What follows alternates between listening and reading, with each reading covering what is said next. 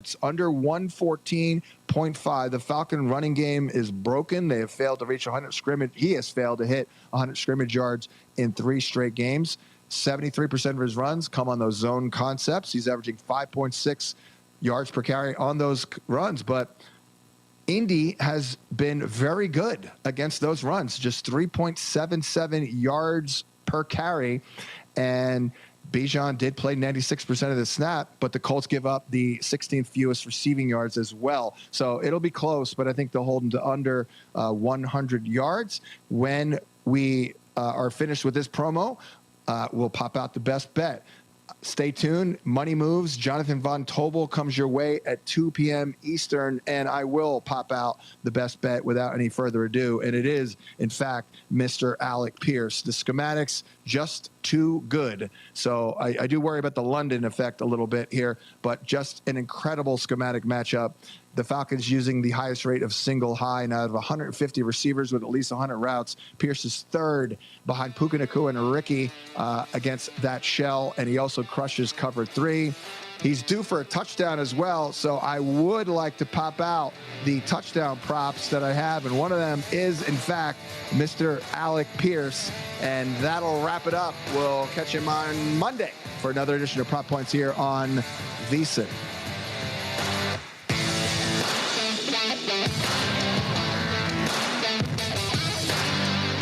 Wesley Financial Group is not a law firm, and Chuck McDowell, definitely not an attorney. This is Chuck. Do you feel stupid for buying a timeshare? Don't. It's not your fault. You were most likely told you could rent it, and it was a great financial investment. And the deal was available today only. If this happened to you, contact your resort or Wesley Financial Group for help today. Call Wesley now for your free exit information kit. 800-791-1313. 800-791-1313.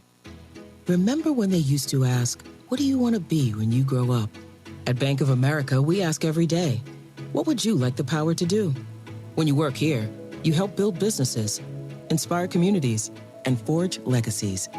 And now we've raised our U.S. minimum wage to $25 an hour. So the opportunity to do more also comes with competitive pay. Learn more at bankofamerica.com/25. Bank of America, proud to be an equal opportunity employer. Football meets flavor with VSiN and Omaha Steaks, the official sponsor of tailgating. And right now, you can score 16 free smash burgers plus 50% off site-wide when you shop omahasteaks.com/VSiN. Okay, men, this is your time. Maybe you didn't choose this, but you're here now. You're gonna go out there and be an all-star caregiver. It's up to you. So what are you gonna do? You're gonna go grocery shopping, cook, clean, be there emotionally and physically. You gotta dig deeper. Drive them to physical therapy, doctor's appointments. Don't you forget about the pharmacy. I know you won't, because that's what caregivers do. Don't give up. Don't ever give up. This is your time to show the world, your family, and yourself that you're tougher than tough. Now go out there and be the best caregiver this world has ever seen. Caregiving is tougher than tough. Find the care guides you need at aarp.org/caregiving.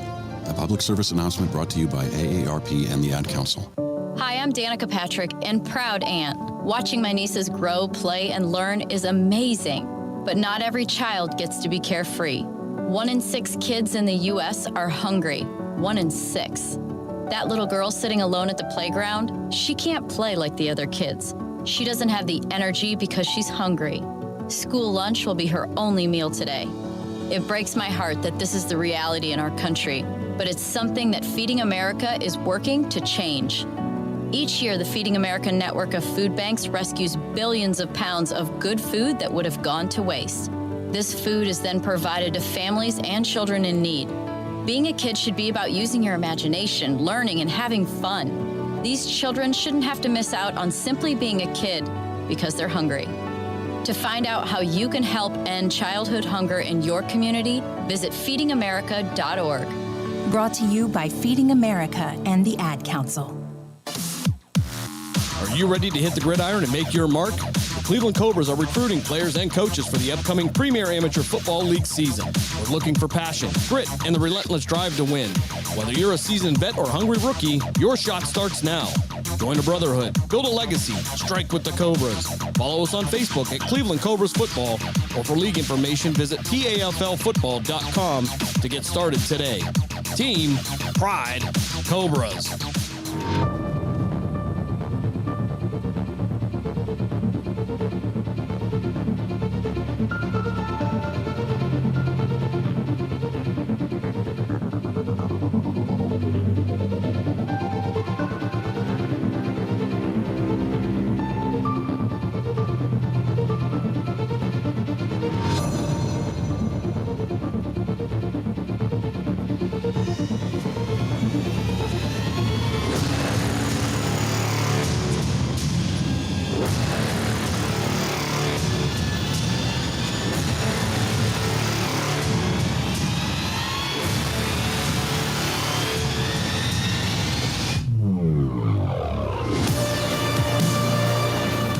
Youngstown, Warren, and Salem's local and national sports talk can be found on TuneIn and the Live 365 app at Western Reserve Radio, WRDB, The Scourge.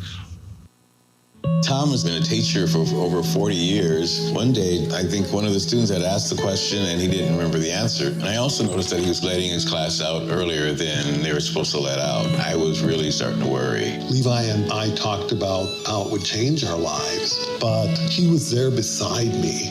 When something feels different, it could be Alzheimer's. Now is the time to talk.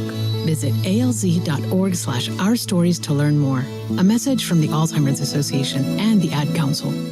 Are you ready to join the legacy? This is your chance to become part of something special with the Youngstown Patricians.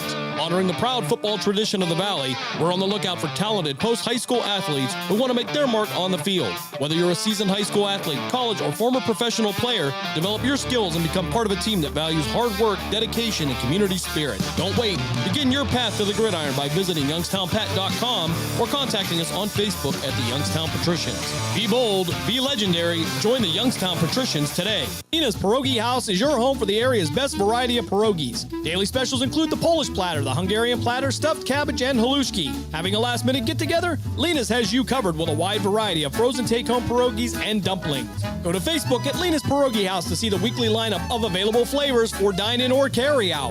Catch the best at Lena's Monday from 10 a.m. to 4 p.m. and Tuesday through Friday from 10 a.m. to 8 p.m. 20 North Main Street in Hubbard, or call 234-254-8532. Not completing high school is more of a social thing than it was an academic thing. Even though all these years have passed, I still had that longing to have my diploma. At age 30, Carissa finished her high school diploma. If you're even considering getting your high school diploma, you can do it. No one gets a diploma alone. If you're thinking of finishing your high school diploma, you have help. Find free adult education classes near you at finishyourdiploma.org. That's finishyourdiploma.org. Brought to you by the Dollar General Literacy Foundation and the Ad Council. It's time to kick back and listen to the sports page with your host, Pat Lucia, right here on Western Reserve Radio. You can call the show at 330-707-4202 and tell everyone what's on your mind in the wonderful world of sports. Now, here's your host, Pat Lucia.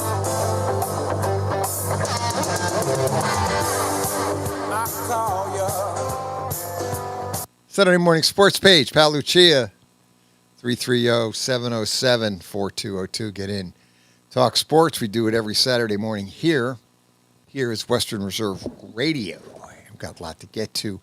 Wonderful world of sports, NFL, some great college matchups, and we'll also look at Kyler Murray and the Cardinals.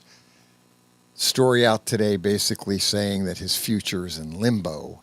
This is off of Adam Scheffler on ESPN. Actually, it just broke today that it seems like the Cardinals made a big decision this week regarding Kyler Murray. Now another decision awaits. Now, for those that don't know, he has a foot injury and will not play this week, and it looks like he will not be playing maybe the rest of the year. Jacoby Brissett played a great game Monday night, beat Dallas at Dallas. So people are obviously figuring that loss to Dallas knocked them out of the playoffs. Not that the Cardinals will really have a chance to get into the playoffs, but the bottom line is going to be Kyler Murray. I believe the contract, we were talking a little bit about his contract, because with these quarterbacks, when the teams commit to the quarterbacks, the first thing you realistically have to look at is their dead cap hit. And like, we'll get to Tua, because Tua's actually dead cap hit is just outrageous for Miami. And I know they fired the GM. A lot of fans down there can't figure out, well, why didn't they just fire the head coach with the GM? And they did not. McDaniel's going to last at least to the end of the year. In all probability, he will be out. And then in essence, what you'll see is you might see a whole rehaul down there. Kyler Murray's contract, getting back to Kyler Murray, just as we slide around, Kyler Murray's contract buyout after this year is $42 million dead cap hit. Now that dead cap hit goes next year to $57 million, but a $42 million dead cap hit for quarterbacks is not crazy. We've seen the Deshaun Watson dead cap buyout, well over $100 million. He's not going anywhere, Cleveland Brown fans. Kyler Murray, at least a $42 million dead cap hit. At least the team can adjust it and at least move on. But Miami Dolphin, when you slide over to Tua's dead cap hit, I believe, was somewhere in the $80 million range. And bottom line will be he will stay there, because there's no way that this team like Miami's not going to be able to adjust or absorb that dead cap hit. Murray, I think the Cardinals can handle it. But, $99 million dead cap hit next year. It's $137 million dead cap hit for Tua this year. And then next year, they get rid of him, $99 million. Now they'll have to wait until 2027, where the potential dead cap hit would only be $34 million. So when you're looking at these quarterbacks, I know there's a lot of talk show radio folks get out there and say Miami's got to get rid of Tua. They can't, I heard Adam Shine say that they got to start over, fire the coach, they've already got rid of the GM, and I respect what he's saying.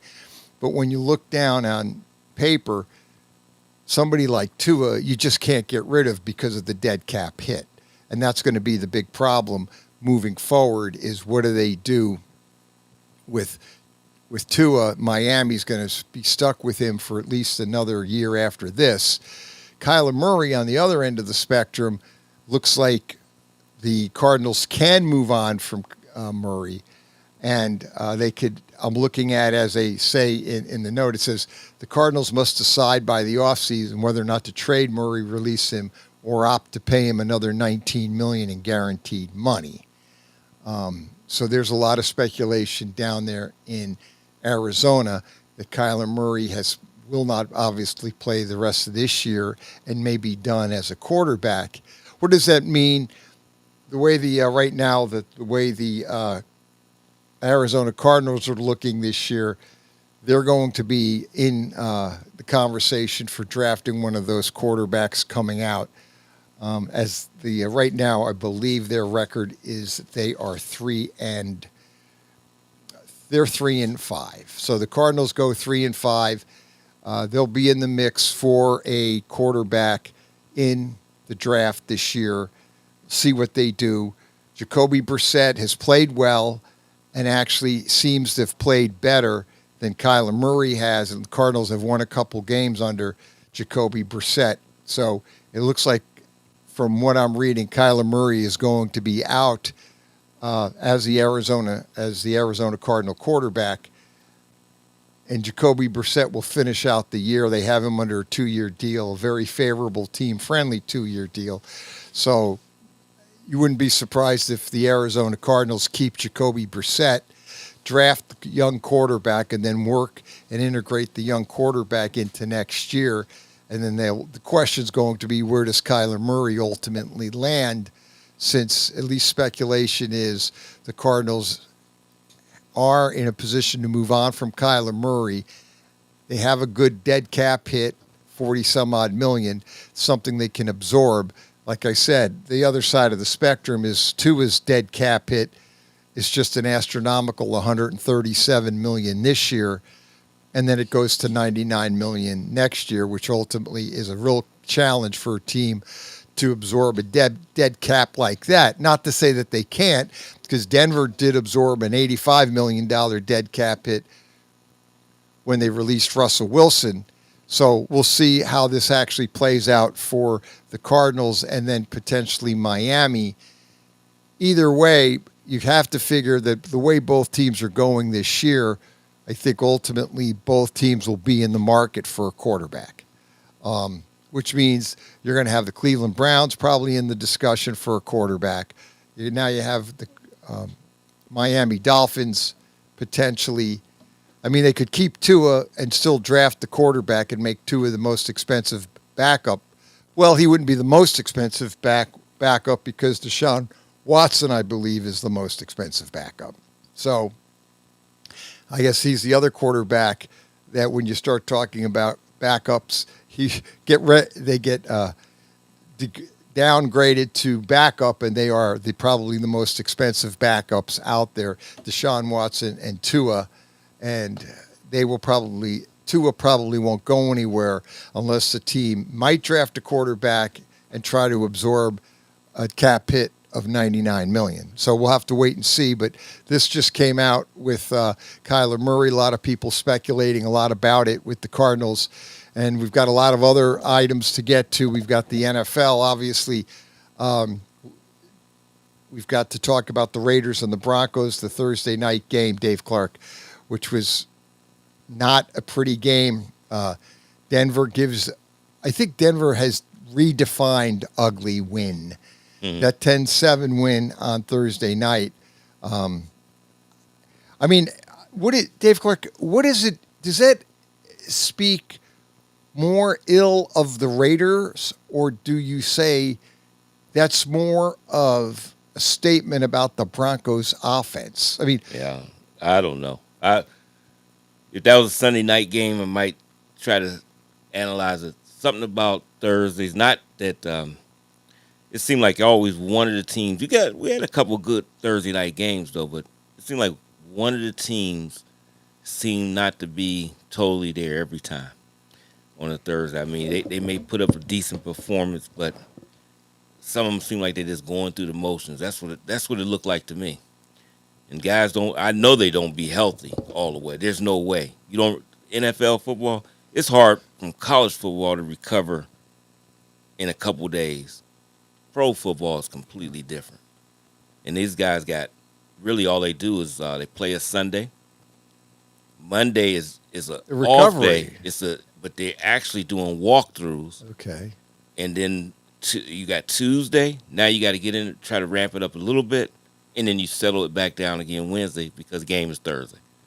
You don't really have the things of getting your ice baths, the other treatments, you don't have the time to do those. So now you got to go play. And that's rough. Guys, that is tough to have that. That's the only thing I think that Thursday nights, I think they should have that always Thanksgiving and then some special Thursday night games time to time. And whoever played that Thursday night should have a bye the following week so they can just recover. They'll have a nice time to recover. But, yeah, that I always see that because you can see some guys look okay. Other guys look like they were going through the motions from what I've seen in other games. I didn't watch Denver. I didn't watch the Raiders. The Raiders in their last game, the way they played. Against Jacksonville in overtime. They should have won that game. Yeah, they could have won that Thursday. They were in the game. And if Denver, the way they played, that wasn't the Denver I done seen in the last couple games. So I just don't think guys Do you be playing just up their capabilities. write So, that off? yeah, I mean, you got to. I just think they're not going to say anything because that's the money maker. Oh, no. They know the NFL is going to keep it. No, they're going to keep it. So what's the use of the players griping about it because it's going to stay they that way and they agreed getting to paid? it, Yeah, they agree to it. They getting the money, but you can just tell guys this is not up to par. And I could see Sean Payton and Pete Carroll going off on guys and saying, "Hey, you got it," but they're not playing, and it's hard, and it is hard to recover that quickly. Well, but they seem to be like that when they play those. Thanksgiving is a little different. I don't know why. Is it the holiday? I don't know what it is. Usually get pretty decent Thanksgiving Day games, but week in, week out, I just don't understand it. Or teams that go overseas and play, like the Browns, how they had to do it that time. That's insane. Yeah, what they did to Cleveland was bad. Yeah, I mean, that's bad. they played in London and then came back and had to go on the road the following week to Pittsburgh. I don't know what to make the of that. Browns did to deserve that. Because if you looked at the Denver's and Raiders game and go by the last couple of games they played, you might say that should be a pretty decent Thursday night game. The Raiders is fighting. They're trying to play. They make a lot of mistakes and things like that, but you can see the level of play when they got Bowers back and a couple offensive linemen back and some guys on defense. They played at a capability they could play at. And they probably shouldn't have went for the 2 points, but whatever. Against Jacksonville. He was going to. He's trying to win it. He was going to win it. Yeah, he and wasn't taking a tie. I respect that. Yep, and he was at home. I believe they were at home. So, yeah, go after the win. That's so correct. I'm not mad at all at that one. No, I can understand that. And they played hard. You've seen they play. They put that effort out there. This one looked like sleepwalking. Denver looks terrible. I mean, that's the reason, though. But sometimes they do have a lull in their offense. Not like that, but they do have it.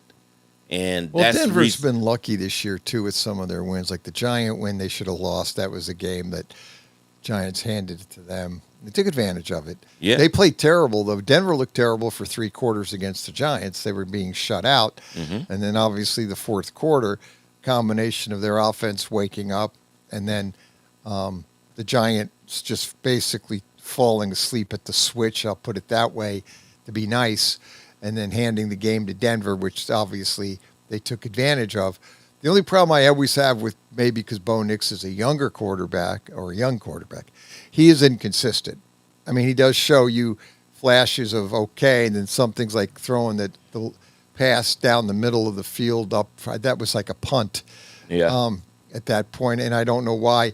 And that was the part, like I'm saying, why are you doing that? All you need to do is this. That was the end of the half where they got the ball back, and all they needed to do is navigate down the field to kick a field goal even. They had time.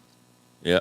But when he just sits there and he throws that ball down the middle of the field, like just to double coverage, and I think the LA Raider guy had to have a fair catch to catch it because there was like, it reminded me of that's what it was. I mean, I don't understand why quarterbacks do that. I mean, but he's not the only one. But when you're navigating down and all you need is 3 points, because that's what you're, time wise. Yeah, I don't understand. I don't understand why they do that. Well, I understand if it's the last play or something like that, or that's different. But if you got time to move down the Right. field, I don't understand throwing in double coverage.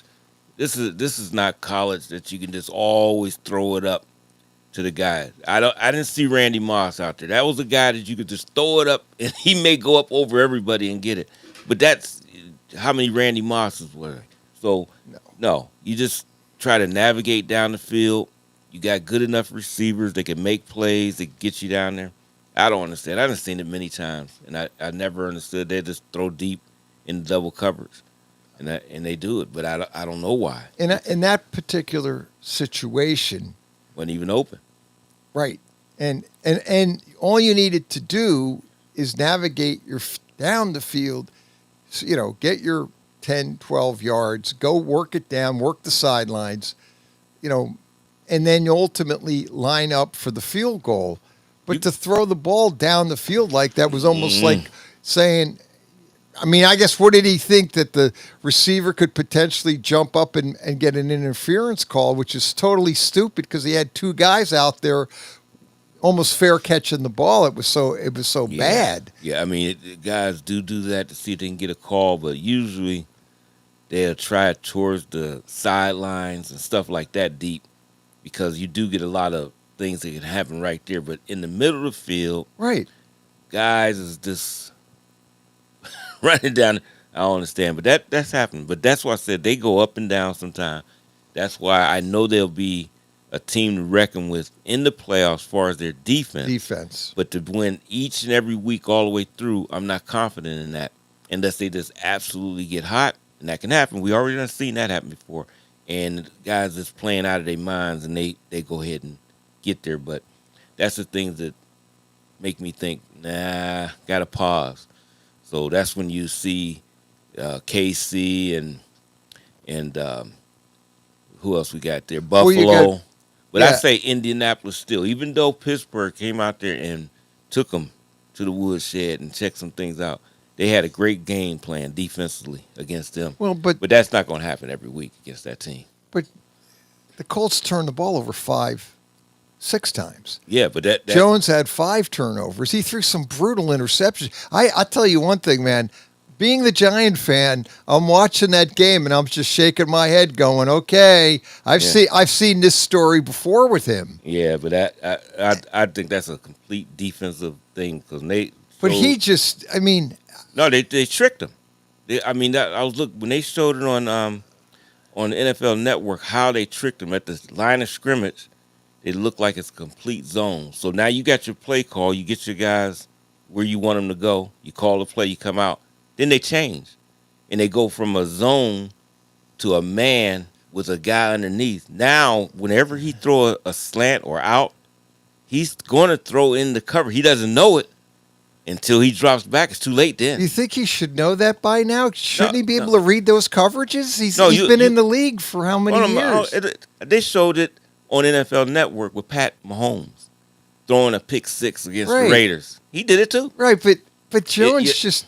Yeah, but I'm not gonna blame him on Jones. Just a few weeks ago, you was talking about how great Jones was. Well, and he is playing great. He's playing good. Yeah, he is playing. He's playing real good. He's playing good. I'm not gonna badger him because I don't know because you got to play the game to know when they. Because I don't understand that when you watching him, like, what is he doing?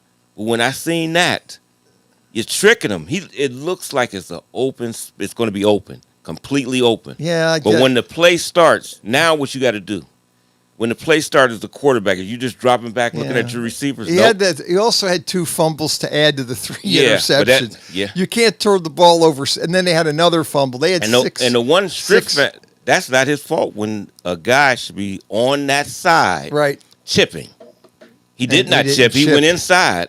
Yeah, and the guy. So he's looking downfield. Yeah, well, Jones is he's familiar with that because that's what he did at the Giants. He was always getting whacked from the blind side. Yeah, I ain't gonna go back and forth. I don't know. He's definitely improved. Yeah, he did. He's better than the team the Giants. And I'll say the team around him is better. This team is a lot better. Well, he had not a great team that he took to the playoffs with the Giants. Really, they wasn't a great team. But they played together well. They just got lucky. Well, I think they played together well. They did play together. They had an easy schedule. Things fell into their spot, and they got breaks that they usually don't get. But they had a lot. It was almost the moon. Everything aligned. The stars aligned. Everything fell into the. And they got lucky, and I won't take it away from him. And he played good. He had a good year, and they protected him better that year. And I've always thought Jones is a pretty good quarterback, and he was just on the Giants, and he had post-traumatic syndrome from getting beat up like Carr did with Houston many years ago, and that was, I think, a lot of the problem. Then with the Colts, and he's got a better team, a running game around him. The Pittsburgh game amazed me just because I mean, it's just like, as you've said, the defense has had him confused. Yeah, that was. I mean, that And- was great what they did. Yeah. Because if you had to see it and know about different things, like I said, a quarterback. I know as fans, you watch it, Right. and you look at guy drop back. What is he doing? But look at all the things he got to take care of. The coverages. I mean, not the coverage, the protection. He calls out the protection, and he got to tell his guys what protection. They got codes for that. Then he's got to look at what the coverages is, so he can tell his receivers at the line. So they see it, everything, and their coverages look like straight zone. Then other times it look like man, they'll switch to something else, right in the middle of the play, and that's what they did. Let's hit the phones because I think we got Irish Mike to get to going on because we want to come back. What's going on? Saturday Good morning, Pat. Good morning, Dave. How you guys doing? Hey, Irish Mike, what's happening? I got some things going on later on today, so I got to get out here by 10. So Okay, good. Ring now. All right.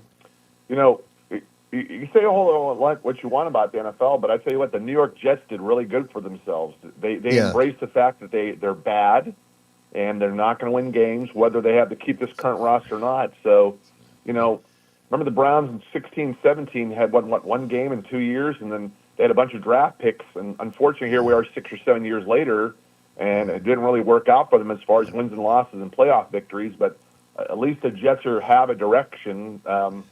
Right now, I look at the Cleveland Browns, and there is no direction.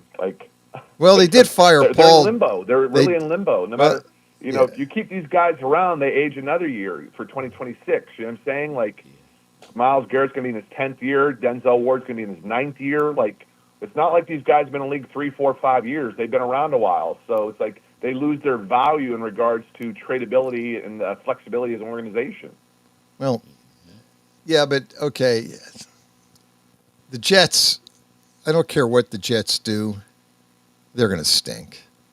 It's the organization. I know. What is Dallas doing? Why would Dallas give up a first-round draft pick for their 500 team at best? That doesn't make any sense what Dallas did. Well, Dallas is dysfunctional as far as I'm concerned because, again, you've got the owner who's just, to me, needs to really step away and but he won't, and he thinks he could. He thinks he could fix their defense, and even Troy Aikman said Monday night that when they were doing the Cardinal game, which we didn't even talk. We were talking about the Thursday game, but we didn't even get to this Monday game. I broke it with Murray's probably done as a Cardinal, it looks like. Kyler Murray's going to be with another team next year because they can get rid of him because the salary cap hit's not bad. Tua, I made a comparison. Tua, they're going to keep him another year because the salary dead cap hit is way too much. But getting back to the Jets and what they're doing, I know what they're doing, and you're right. And you brought up the Cowboys too. To me, Jerry didn't sign Mike Parsons like he should have, and now he's trying to make up for it. And Troy Aikman made the comment that he didn't. This is before the trades hit. Aikman said, "I don't think a couple trades is going to help this defense. Like, this defense is a bad defense. You might get a couple guys, but at the end of the day, you're still going to have a bad defense." And then they go out and absolutely at home on a Monday night, just basically throw up on their shoes and look like they look really bad against the Cardinals. And Jacoby Brissett lit them up good, but then again, everybody lights up that Cowboy defense. So the proof of the pudding is going to be this Sunday to see how they do and moving forward. Can they be a playoff team? I don't think they're going to be a playoff team. I could be wrong, but I don't know if these players are going to make that defense that much better. Maybe Dave Clark will obviously want to weigh in on it. But don't you think so also, Pat, Jacoby Brissett's performance the other night? And, obviously, Dave, what Joe Flacco's done with the Bengals since he got there a month ago, it makes Stefanski and Andrew Berry look worse, doesn't it? That they really don't know how to evaluate the quarterback position. Yeah, I don't think they've been able to evaluate a quarterback since Bernie Kosar. So, they want to be honest. But well, it's really the last quarterback that they've probably had. Yeah, I mean, I actually believe Tim Couch could have been, but that organization was just coming back. They didn't know what they were doing at that time. But I haven't seen nothing since Bernie. No. They don't develop quarterbacks in Cleveland. No, and that's why you just look at the situation with Shador, How do you have a guy that young and you don't give him any other reps just to get ready in case? It's just, that's an investment. He has been upgraded to the number 2 quarterback. Yeah, but he's still not taking first team reps. And you should have a little 10-minute period of that. Right. I was listening to Leroy Horde, who was on, he was talking about, they said that part he doesn't understand. Him and Hanford Dixon was saying they didn't understand how he doesn't get any. They can see he don't get the most. You want to get Dylan ready, but a 5-minute period, something just to work with those guys. You got him over there throwing on the side with third teamers, the practice squad. Right. What are you doing? I'd be trying to develop both of those guys so I can see. Right, you want to. Do I got something? You go because you may have something that you could just hold on and use those draft picks for something else coming up because they got other holes to fill. Yeah, I mean, I agree with you. That's kind of what I don't know. I thought they would have Shador in there already. Yeah. Hold on for a minute, Irish Mike.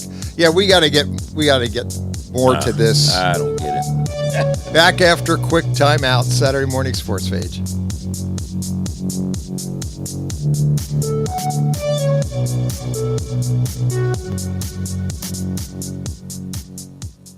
Western Reserve Radio is the Valley's online source for sports talk and local live events. Tune in and be a part of their live weekly shows, as well as all of the hard-hitting action of Youngstown Phantoms hockey, high school football, and the GDFL. Find them at westernreserveradio.com. Tune in and the Live 365 app to be a part of the area's sports conversation. Be sure to visit them on Facebook at Western Reserve Radio and on Twitter at WR_radio. Located in Applewood Estates in Boardman Township, the Applewood Swim and Tennis Club offers a pleasant family environment. Choose a membership that meets your needs and enjoy a relaxing venue that includes not only swimming for the family, but also youth activities such as competitive swimming, tennis, and more. Enjoy the friendly atmosphere all summer long with the staff and members of the Applewood Swim and Tennis Club. For more information, go to applewoodswimandtennis.com or call 330-953-2833. During the fall and winter, grilling season never ends, and Gessler Propane is your local supplier that makes sure you get your hard-earned money's worth. Why go to gas exchanges to pay higher prices for tanks not filled to capacity? Gessler Propane makes sure you're prepared for year-round grilling with 100% filled tanks at a reasonable cost. See Bob Monday through Friday, 10 to 4, and Saturday, 9 to 3 at Gessler Propane, 702 Youngstown Poland Road, Struthers, or call 330-755-9119. Gessler Propane. They got gas. Question. When you walk into the boardrooms of the most successful companies here in Ohio, who do you meet? Answer. Men and women who played high school sports. Education-based high school sports give us more than athletes we can root for. They give us leaders we can depend on. Question. So where will we find tomorrow's leaders? Answer. High school sports. This message presented by the Ohio High School Athletic Association and the Ohio Interscholastic Athletic Administrators Association.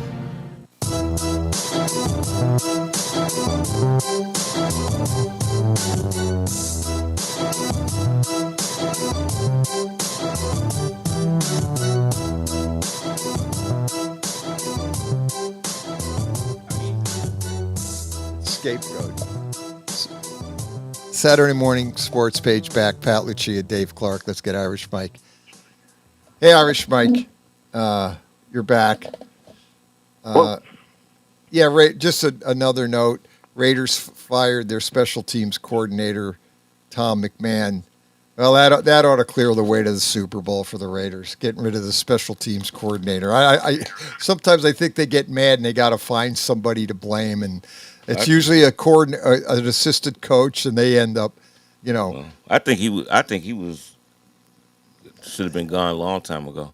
Yep. To be honest with you, last year, because when you looked at what he was doing, some of the things they were doing, they haven't been right since Versace left. No, they haven't been. That's the special team coordinator that had that thing rolling. Yeah, I mean, it's a lot better.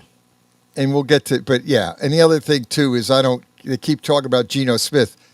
Geno Smith doesn't look good. Geno Smith's running for his life. That offensive line for the Raiders is bad. Yeah. And he is getting sacked. He's limping off the field. He's getting beat up. Pass protect. They cannot pass protect. I don't care who the quarterback's going to be in the Raiders. It won't matter. It'll be. You could get Johnny Unitas, rest in peace, back, and that anybody quarterback that team would be running for their lives. But anyway, getting back. And Pat, you look at a team like in the NFL that I thought was definitely heading in the right direction at the beginning of the year, and they have a good record now. But the Los Angeles Chargers, they've lost both their right tackle and left tackle. Joe Alt's out for the year, and remember they lost their All-Pro left tackle in August in training camp. Yeah, so Slater. Now, exactly. Yeah. So people are looking at the Chargers and say their line stinks. Well, unfortunately, probably two of the top 15 linemen in the NFL are in street clothes for the Chargers now. Yep, that's brutal. And they still be out there. Those guys are both really, really, really good. Yeah, I know. And they both be competing too. That team still competes. Hey, Irish Mike, I know I sent you a text, but about Dabo Swinney and Clemson. I mean, I understand that Penn State fired their coach, and I know Dabo's got national champions that James Franklin didn't. But I see Clemson, and here's Clemson supposed to be a top 4 team like Penn State. Yeah. And they're 3-5, and I mean, they go the SMU beat them. I mean, I know Dabo's got a big payout, and that doesn't seem to bother these teams. I mean, Brian Kelly, they paid him off $50 million. These teams. He's got some equity with those 2 national championships, though, don't you think, Pat? In the last 10 years. Yeah, but what is he? I understand. Josh Pace said a month ago that there was a long-time college coach that was going to get out at the end of the year. This surprised a lot of people, but he wouldn't say who. Now let me preface this. The other night he was on a talk show, and I sent you this. That when they asked him about all these coaching openings, he said, "Give him a name," and he said, "Well, I'm Corker Grenade." He mentioned Lincoln Riley. Yeah, Lincoln Riley. Now it's all over the internet that allegedly Lincoln Riley doesn't like L.A. He wants out of there, and he wants to get back to Texas, which the only job looks like appears going to be open is Baylor. And, the other people drop it because people, and I know, Dave, you and I talked about this last couple weeks, Texas Tech is spending a lot of money. Like, they have big money behind their program right now. That's why they're really good right now. So, But Joey McGuire's done a great job at Texas Tech, so how do you run Joey McGuire out there to hire Lincoln Riley? Am I wrong? Yeah, I mean, I wouldn't do it. I don't care how successful Lincoln Riley is. Well, This guy maybe if maybe if the Cowboys go in the proverbial crapper, maybe Jerry Jones will hire him, make him the Cowboys, because that's something Jerry would do. I mean, although I actually think Schottenheimer's done a pretty good job. I like what he's done. It's just that you have no defense at all, and I think but the offense Monday night, I don't know what happened to that team Monday night. Dallas. Well, I think too, Pat. I mean, we know that Lincoln Riley. We all agree when Lincoln Riley left Oklahoma was about the fact that Oklahoma and Texas were both joining the SEC conference. He was getting out of the Big 12, and he wanted different pastures. So he took the SC job, only to find out 8 months later they were leaving the Pac-12 to become a Big 10 member. Right. I mean, it's like we almost look at him and say he's running from stuff. Am I wrong? I mean, no. Well, he's made comments. It's clear that the powers that be in the USC administration want the Notre Dame SC series to continue. When Lincoln Riley's made comments contrary to that belief over the last several months, right? So maybe he's mad about that. My understanding is this is going to get done, and they'll continue to play for another 10 years. Yeah, well, I tell you this. Like next year, it's supposed to be the quote neutral site, so I'm hearing potentially they'll play in Las Vegas, Nevada, where the Raiders play. It'll be USC Notre Dame game, allegedly. So I don't think you can't cancel what's that. What's going on with Lincoln Riley?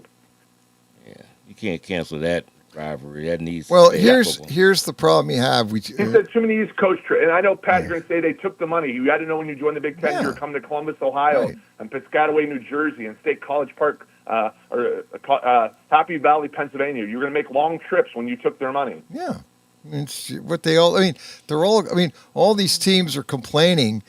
I mean, maybe in the Big Ten, the teams are complaining because they got to fly out there, and then the teams have to. The old Pac-12 teams have to fly back here.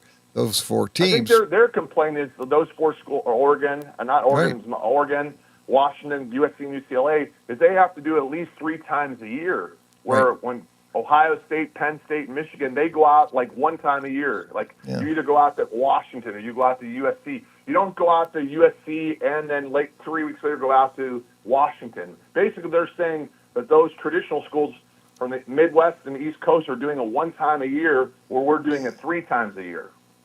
Yeah. But most of the conferences in the Midwest, that's the problem.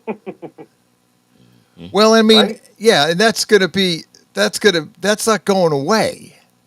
Like, this is always going to be the way it is because they joined the Big Ten because they wanted the money, because they were losing money in with their TV deal out there, because that's why they took the 60 some odd $1 million for that Big Ten TV money.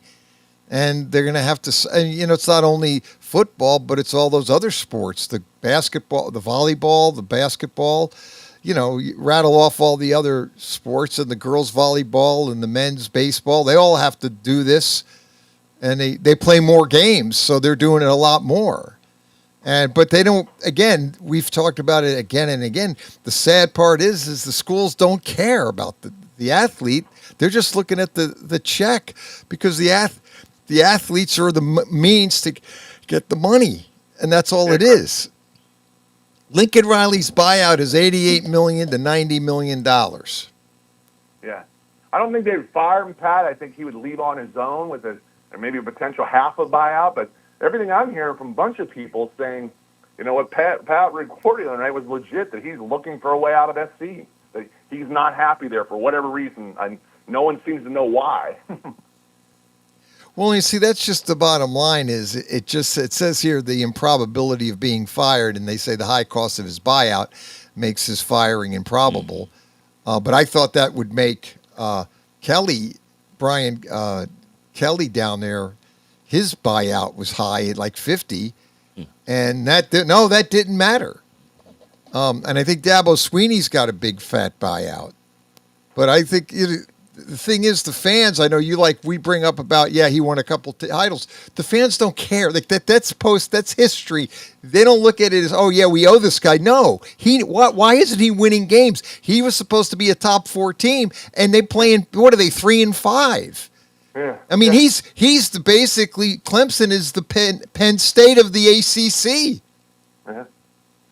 And I would say this to you, gentlemen, and I don't know if you guys saw this, but just in the last 6 weeks, James Franklin, Penn State, obviously Brian Kelly, LSU, and now Hugh Freeze last week at Auburn. Dave, when you see those press conferences, Franklin, Kelly, and Freeze, their post-game press conference, 20 minutes after the game ends, they sit in front of the media for 15, 20 minutes and answer a bunch of questions. And all 3 of those guys should have had things pasted on their forehead, I'm getting fired tomorrow. Yeah. Oh, yeah. The way they sound, seriously. like they knew. Am I wrong? I mean, word was Hugh Freeze got fired because he played too much golf. Yeah. Did you see that? Yeah, he was out on the golf course too much, and he wasn't supposedly recruiting. 1:30 Sunday afternoon, he had tea time. He had the tea time. They said that about Kelly too, though. Right. Yeah, correct. Right. They had that about Kelly. I see that. The same article. thing. He does a lot of play golf. Golf. Now they can play golf for a while. A lot of time. Yeah, and he's got a lot of money. Yeah. Mike can't play because his pocket's too heavy. I mean, those guys. Then I said the other night, Pat, Dave, about Tuesday or Wednesday, I interrupt. Lucia doesn't have YouTube TV, so he's missing his Mac action. No, I know. I'm bummed out. I don't like that. I don't like that either. See, Dave agrees with me. I'm irritated with that. I am too. I had to click it and put it on the other thing, but that's not the same because I used to tape all this stuff. Yeah. They'd be mad. You guys need your Mac action on Tuesday nights and Wednesdays. Oh, yeah. Yep. I'm going to go out with a sign and start walking around and protesting this thing all through this city. We're gonna talk about this. What's going on, man? I know. YouTube, let's go. Dave, I sent Pat Auburn's schedule in 2027, and he texted me back. Well, they'll be looking for a new coach in 2 years again because that's not mandatory.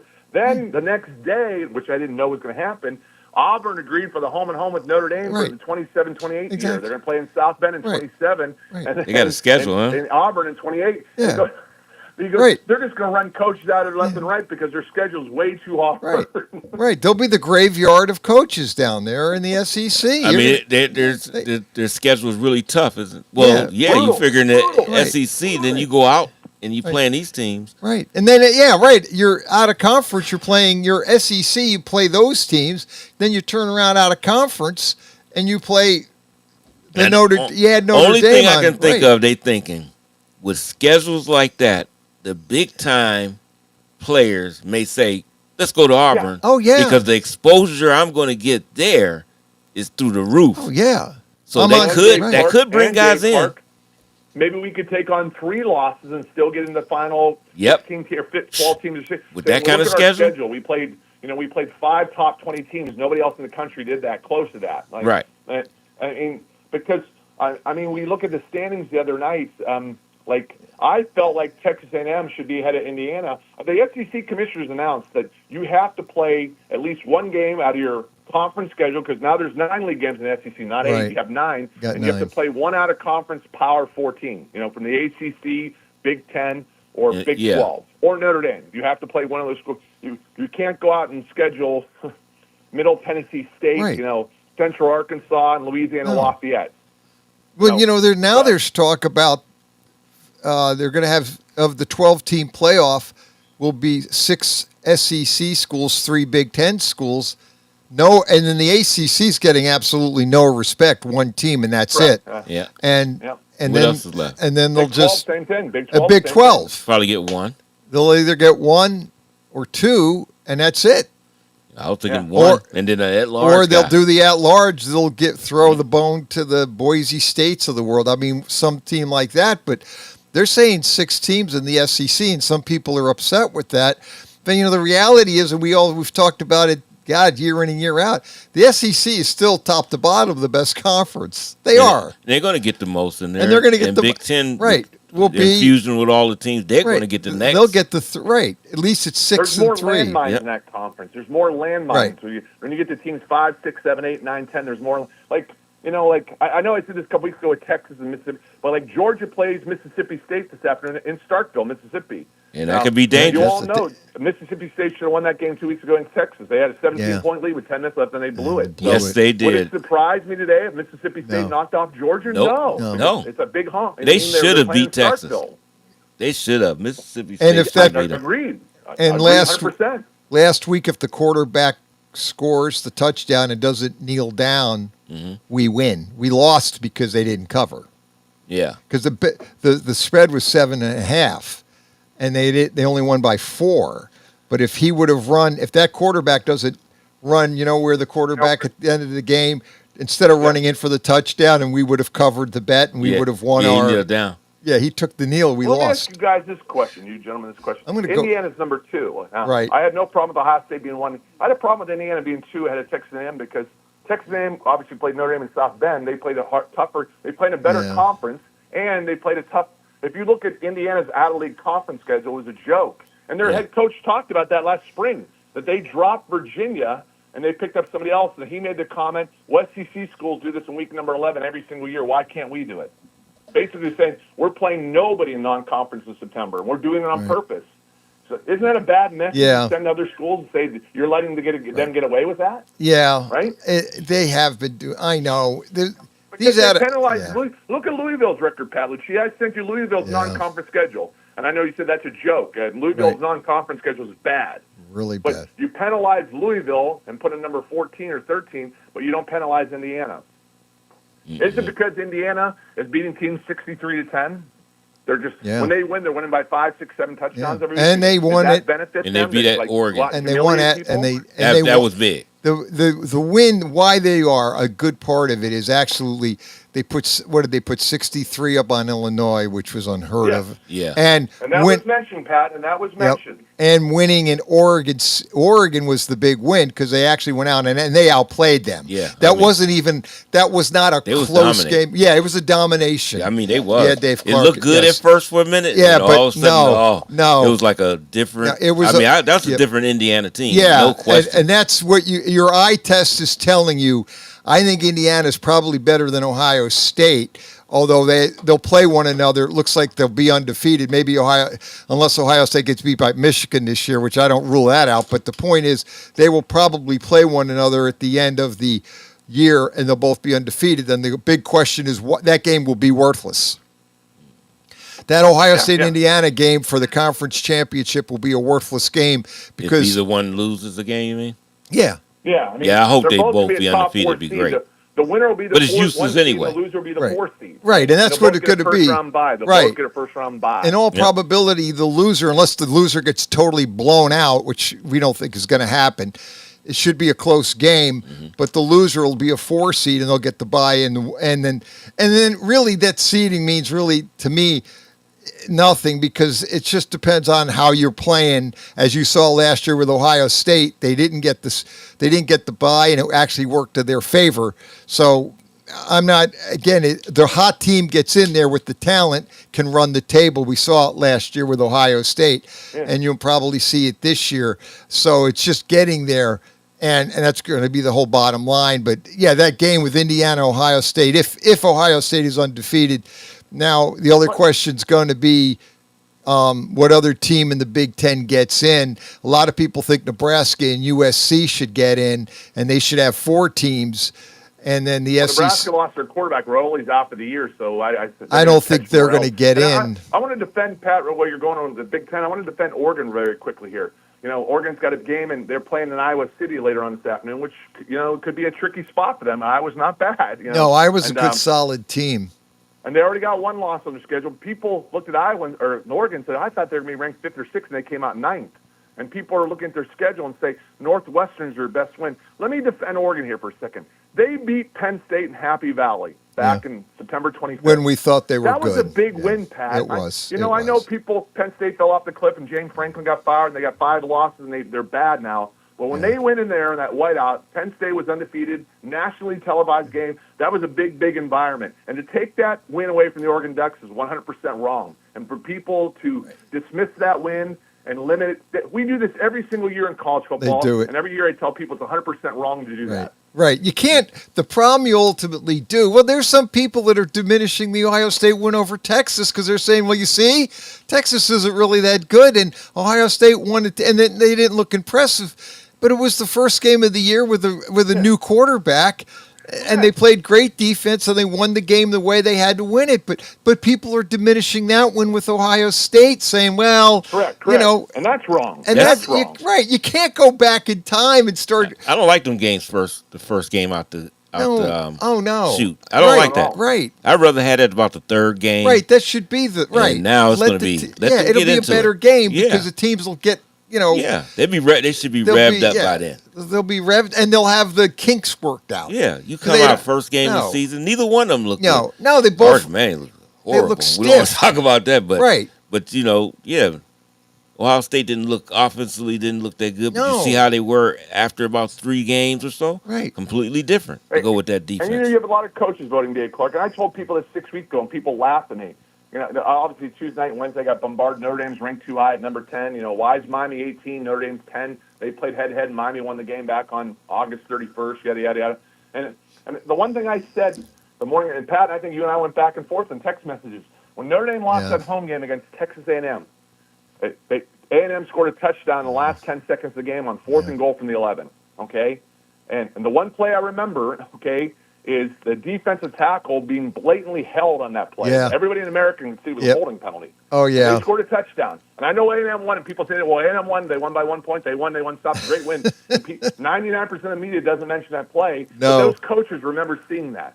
There was a human error made that everyone saw was a clear holding penalty. And I know it's not holding unless the referee called, but we know what holding was. No. That was a clear holding penalty for anybody. I know. So they kept that in the back of their mind. And Notre Dame got penalized for that game, but they didn't get penalized. Does that make sense to what I'm saying? Yeah, I see what you're implying there. And it's kind of true. They got the benefit, and they got some equity from last year making the national title game. And Miami's getting hammered for the last 4 or 5 years under multiple coaches. It's late October, early November. They're swaying where they're not playing as well as they did at the beginning of the year for whatever reason. You see, they don't. They always. I didn't want. I remember we was talking about the SMU game. And I said, I don't know if they beat them. It's something about SMU that don't match up with them. They lost before to them. They did. That's not the first time. There's Miami. Clark, what I'm hearing real quickly, gentlemen, is and started about a month ago. There's and Pat, you talked about this many times since it came out. There's a lot of dissension in the locker room over NIL. They brought Carson Beck in, a 2-year starter from Georgia. He's making $4.2 million. Yeah. And he does not look like a $4 million quarterback throwing 9 interceptions the last 4 weeks. Yeah. I mean, forcing stuff in the coverage where before he was throwing the ball away. He was playing the right way early. Now Now the tension, and he's trying to make stuff happen. He's not a make something happen quarterback. Well, the dude was there. Some of the fans down there are blaming Mario Cristobal, the head coach, saying he's not a good game coach. He's a great recruiter, and he can put good teams together, but in game, he lacks. He makes bad mistakes in game. And he said, Stugatz, who was on Mad Dog yesterday, and he lives down in Miami, he said that. He said the fans down there don't think that Mario Cristobal is a good game head coach. He's a good coach, again, recruiting, putting talent, NIL, getting the players there. But when it comes to making those game time decisions, they fail, and that's where the losses are piling up. And the fans are not happy down in Miami, thinking they thought the team should be, obviously in the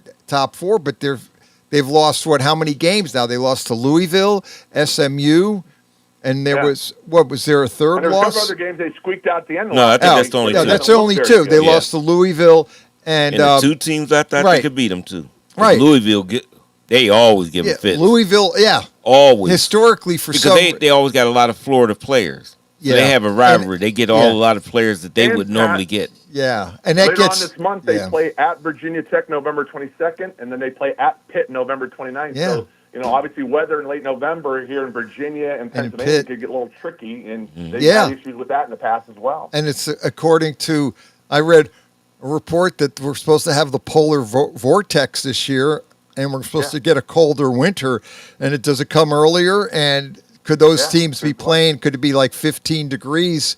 I hate to think about it, but those games could be frigid in November, December, into November, and that could be a problem for Miami coming up north.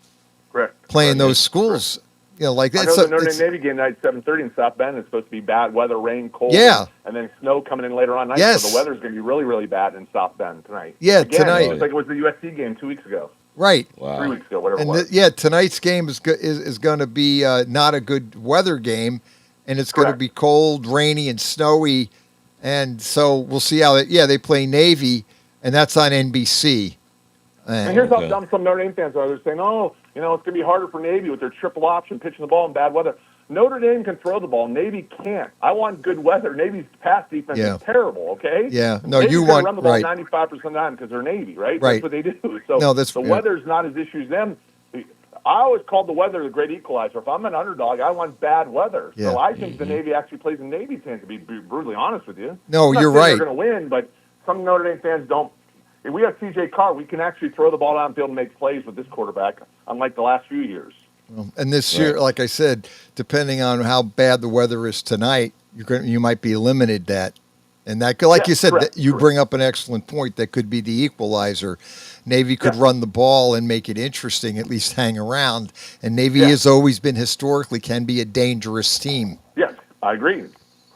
Because they can hold the ball for 10 minutes. Right. When they get the ball near midfield and they have 4th and 3 or less guys, we know they're going for it. They're down territory in midfield. They're not like, just punt the ball. Navy, Army, they're going for it because they're undermanned anyway, and they run an offense that you don't see. It's very unconventional.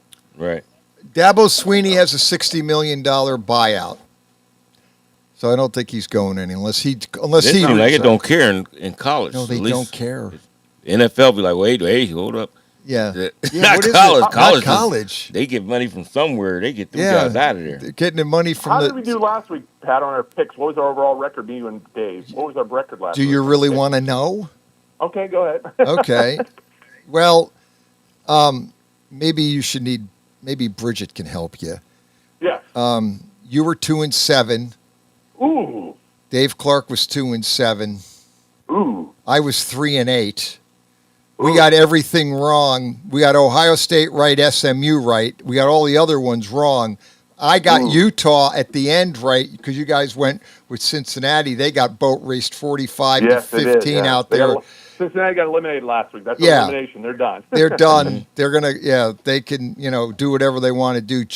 Maybe root for the Bengals. Maybe they can, maybe Cincinnati can take some of the players from UC and stick them on their defense because the Bengal defense is just awful. We haven't even got to that yet. But, yeah, bottom line, we did not do good. It was a bad week. Georgia, I brought it up. They were up 24-20. If the quarterback goes in to score, we win. But it was a 7.5 point spread. We lost. See, that's why I never bet any money, because football is absolute. I have come to the conclusion there's really not a lot of skill, but there's a hell of a lot of luck involved here. Oh yeah. And I have a lot of fun with it, and we have a lot of fun with it. But I mean, as far as when you break this stuff down and you do watch these games and you see we've picked. I think, and honestly, we might not think we do this. I think we go on tradition. Like we be looking at it and we say, "Oh yeah, that's good." Right. And you really don't know how good they are. We don't. And these other teams are getting better because of the parity. Right. So you don't realize. You be like, "Oh yeah, I take them because they normally." Right. No, it's not no normal nothing. You got to really study almost to get close. We could do better. I know we can. But. You did good in the NFL last week. I didn't. I did not good. You did better in NFL because you kind of went. You were going outside the box, but you worked to your favor. Yeah. Not so much with me. I tried to do the traditional. Hold on, Irish Mike. Hold on. We got to do the picks, the college picks. Gotcha. First quarter is already in the books. The day is flying by, Dave Clark. Yep. Saturday morning sports page back after this quick timeout on Western Reserve Radio.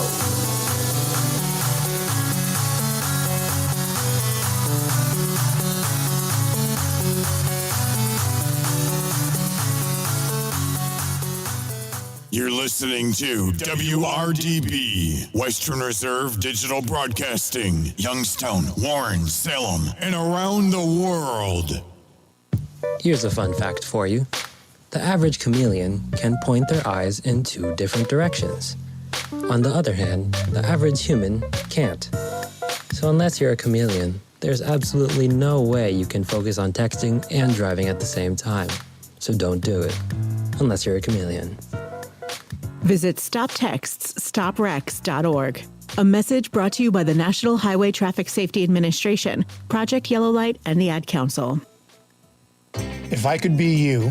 And you could be me for just 1 hour. If you could find a way. To get inside each other's mind. Walk a mile in my shoes. Walk a mile in my shoes. Walk a mile in my shoes. We've all felt left out. And for some, that feeling lasts more than a moment. We can change that. Learn how at belongingbeginswithus.org. Brought to you by the Ad Council. Walk a mile in my shoes.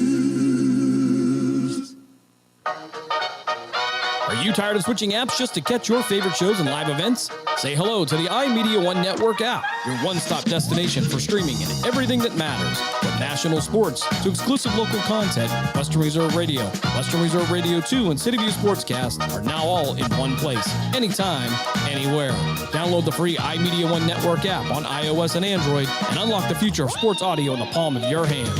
The iMedia1 Network, your sports app in the Valley. Village Tavern's been a beloved local landmark in Hubbard, Ohio for nearly a century, and now it's better than ever. Recently renovated and still serving up the same warm hospitality, the Village Tavern is your go-to spot for great food, cold drinks, and a laid-back atmosphere. Whether you're stopping in for dinner, catching up with friends, or just looking to relax, you'll enjoy a full menu of American favorites, rotating drink specials, and friendly service that makes every visit memorable. Be sure to visit the Village Tavern at 746 North Main Street in Hubbard, right next to Repair That Glass. To learn more, go to villagetavern3.com.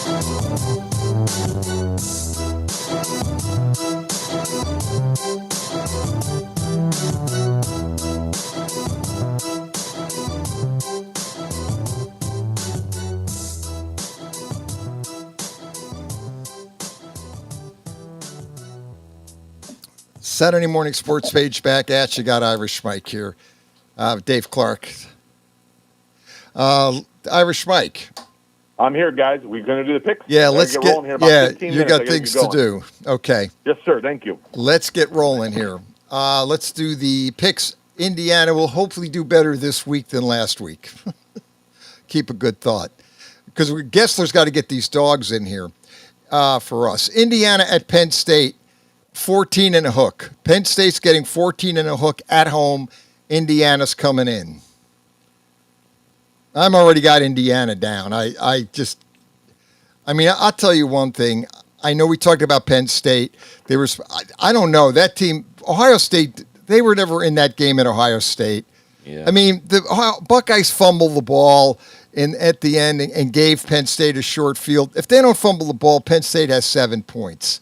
Yeah, it was 17-14 and a half, but it was a very misleading 17-14. Exactly. And then Ohio State, very misleading. Yes, and shut them out. And Ohio State went on and scored 21 points in the second half. Could have had more, and they went 38-14. But you're right, it was very deceiving. But I never thought Penn State was in it. Maryland got out. Indiana just went to Maryland and boat raced them 55-10. And Maryland's Mike Loxley's in trouble in Maryland, too. Mike Loxley's now in big trouble. That hasn't worked there. He's been a great recruiter, but for 4 or 5 years they've been bad, so it's maybe time to move on for him. I'm going to go, this guy in Indiana, Pat, this guy from James Madison, now he's in Indiana, he's the modern-day Steve Spurrier. He likes to run up scores. Yeah, he does. Likes to pound you a little bit. So. Yeah. Yeah, I'm going to take him too. Yes, Remember Spurrier used to do that? Spurrier used to do that. My buddy all used the to bet time. back in the day goes, Spurrier will just bury you on purpose. Oh, yeah. I'm gonna go with Indiana as well. I'll go with the Hoosiers night over in Happy Valley. I'll go with Indiana to bury him.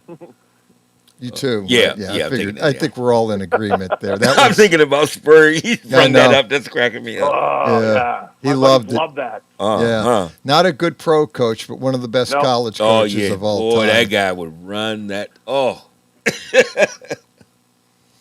Let's move on to Georgia at Mississippi State. And Mississippi State is getting 9.5. I don't know with Georgia. They're a funny team because they win, but boy, they don't cover. I know. They didn't cover last week against Florida. They're on the road again at another tough venue. Yeah, I'm going to take the 9.5. And Mississippi State. Yeah. Dave Clark? Or what do you say, Irish Mike? I want to go where Dave Clark's going. I got burned with Texas a couple weeks ago because I thought Mississippi State would not only cover the 7.5 against Texas, but they'd win the game. And they blew that 17-point lead at home in the fourth quarter to Texas and lost in overtime. And I think the line went down to 6.5 and they didn't even cover. Right. I'm gonna wait for. I keep waiting for Georgia to explode on somebody. Yep. In terms of how good Georgia is. Yeah, this might be the week since we did that. I'm a Notre Dame fan. I'm thinking to myself, I'd love to play Georgia in January. I'd love to play Georgia. All these media keep overrating Georgia and thinking it's 5-6 years ago. Is this I know. I'm going to go with Georgia today, though. You're going to take Georgia. Say they finally show up. Okay. You might be right. I'm taking Mississippi. I like the points. I think Mississippi could keep it. That's the last famous words on my book. If I say that, Georgia will probably blow them out. Let's go to BYU at Texas Tech. Oh. And actually, that's a lot of wood. BYU's undefeated. ESPN. Okay, I'm sorry. This is an ABC game. Yeah, you well, get that's to watch this. Oh yeah, I can. That's right. You can watch this on my antenna. That's right. You can get this off the antenna. What time is that? 12. 12. Now the Georgia Mississippi State's ESPN. You don't get that because they're still YouTube and they have not. It's anyway. They can't come What's to. What's the line, or Pat? What's the line? 11.5. Texas Tech is laying 11.5 to BYU. That's a lot of wood. I think Texas Tech wins, but I'll take the 11.5 on BYU. I am too. That's a tough one, but I am too. Oh yeah. BYU on the road at Texas Tech at noon. Man, I know Texas Tech's supposed to be good. I'll take the outlier. I'll lay the points. I'll take the home team, Texas Tech. You said hook on there, right? Yeah, a hook. 11 in the hook. I gotta take it. Texas A&M at Missouri. Ooh. And Missouri's getting 6 in a hook. It's at Missouri. That's at Missouri. That's another place. That's a tough. Another. They lost last week. Pay attention here. Missouri's down to the third quarterback now, I believe. Yeah. Oh, yeah, they are. I forgot too, what you call it. Got hurt in that they other lost, game. Yeah, they lost to Vandy last week, 17-10. And the Texas, kid from Penn State who transferred last January, the starter, he got hurt 3 weeks ago. He's out for the year. Yep. And then the backup was in there for a couple weeks, and he got hurt last week. And so I think they're down to the third. I'm going to take Texas A&M. Yeah. I know it's in Missouri, but I'll take Texas A&M. Yeah, I'm going to take them too. Me too. That hurts. Right Both there. teams are coming off a bye. Last time Texas A&M played, they blew out our boy Brian Kelly, and he was fired. He became they got him fired. Texas A&M got Brian Kelly fired, 49-25, and then Vandy lost the last time they played. They lost to Vandy beat Missouri 17-10 2 weeks ago. So both teams coming off the bye. Let's get out to Oregon at Iowa. Iowa at Iowa. Oregon comes east, not too far east, to the Midwest.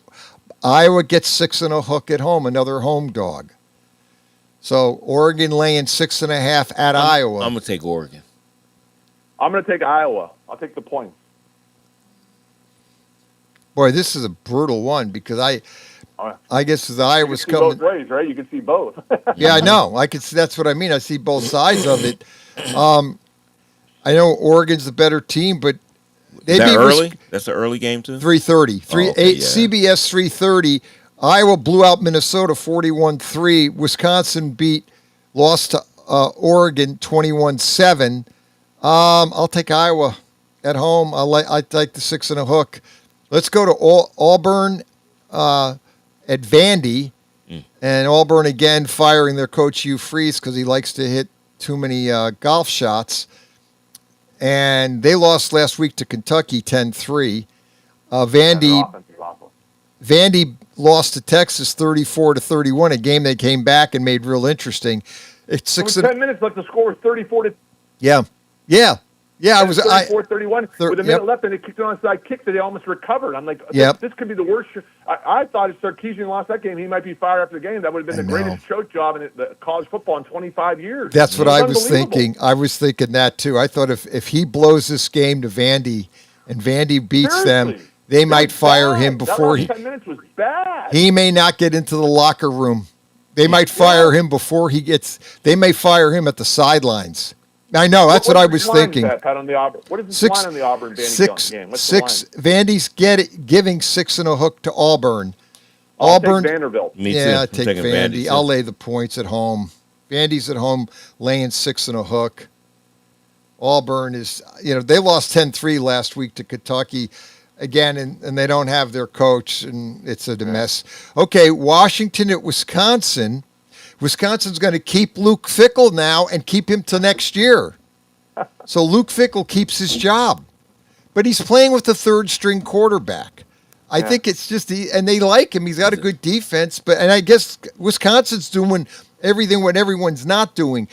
Wisconsin's getting 10.5 at home. Washington travels to Wisconsin, lays 10.5 to the Badgers. The Badgers lost last week 21-7 to Oregon based on, again, their offense is horrendous.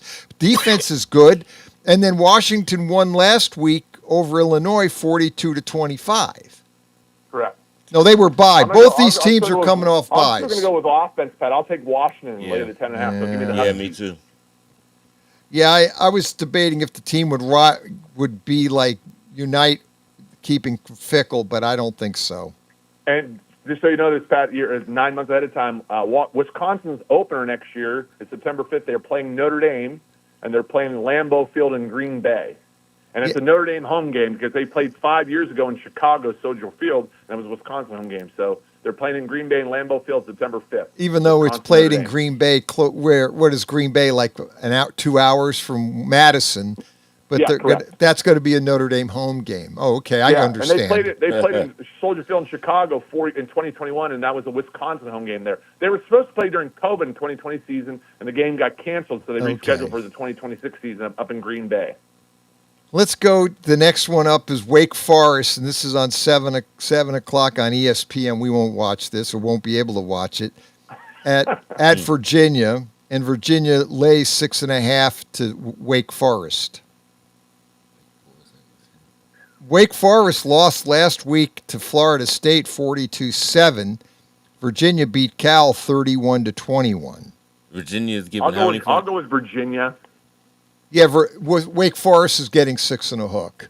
No, I'll take Virginia too. Yeah, I'll take Virginia at home. Let's finish it up with LSU at Alabama. LSU gets 10.5 points. Can Alabama? So the question is, Alabama's home. Can they cover 10.5? Wow. Both Alabama teams. next week has a home game.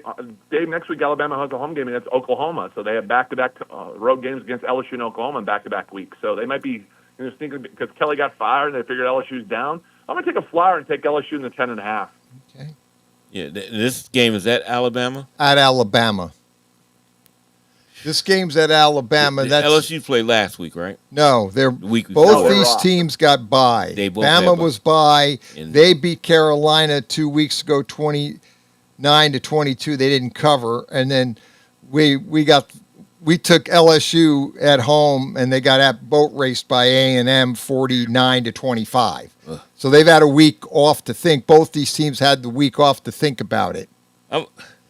I might go with Irish Mike that said take a flyer too. Take LSU and see. 10 and a hook, right? 10 and a hook. I'll lay the wood, and I'll take Bama at home. I'm thinking LSU. I'm probably wrong. You guys are right, but I'll take Bama, thinking that LSU's done. Yeah, I mean they could be, and they might be. See. I don't know. Again, I think they might have mailed it in. Now Kelly Moore. Maybe they'll glad he's gone. Man, players didn't like him. Maybe they might try to get Joe Brady. I wouldn't be surprised. Hey, did you guys see the love letter he wrote Wednesday to the LSU people? He put on a Twitter account and Facebook. Brian Kelly wrote a love letter to the LSU fan base. And my buddy goes, if someone owed you $54 million, you write them a love letter too. Yeah, you would. Hey, what do you think of Fitzgerald from Northwestern? He got vindicated finally out there, and now they're talking about he could be the Penn State guy. Yeah. Yep. Be a great fit. That's a great fit. Yep.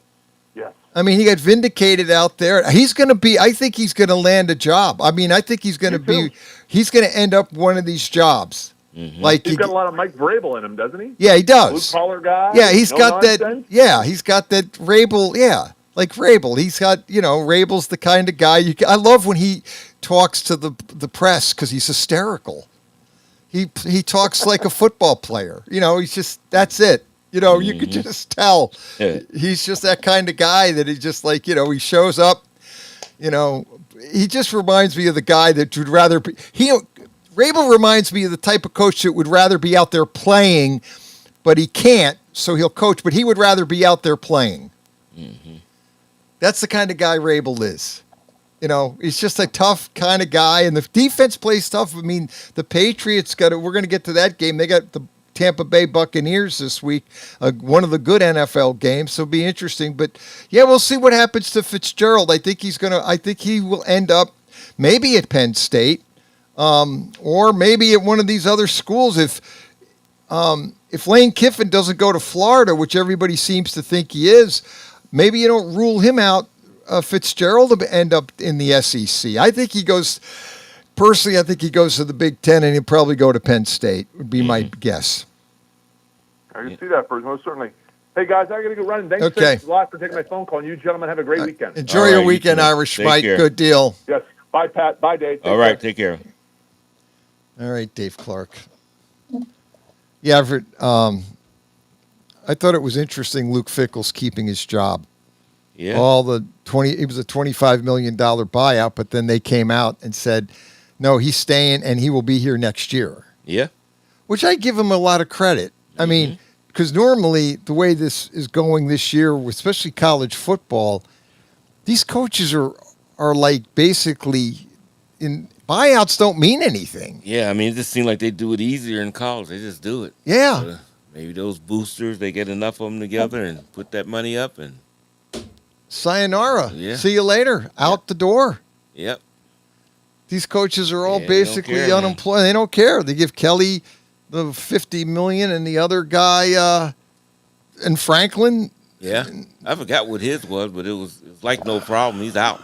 He was. Those are the guys we thought wouldn't go anywhere because of how much money you had to pay him. Right out the door. Get out of here. I mean, they're not playing around. They fire guys immediately.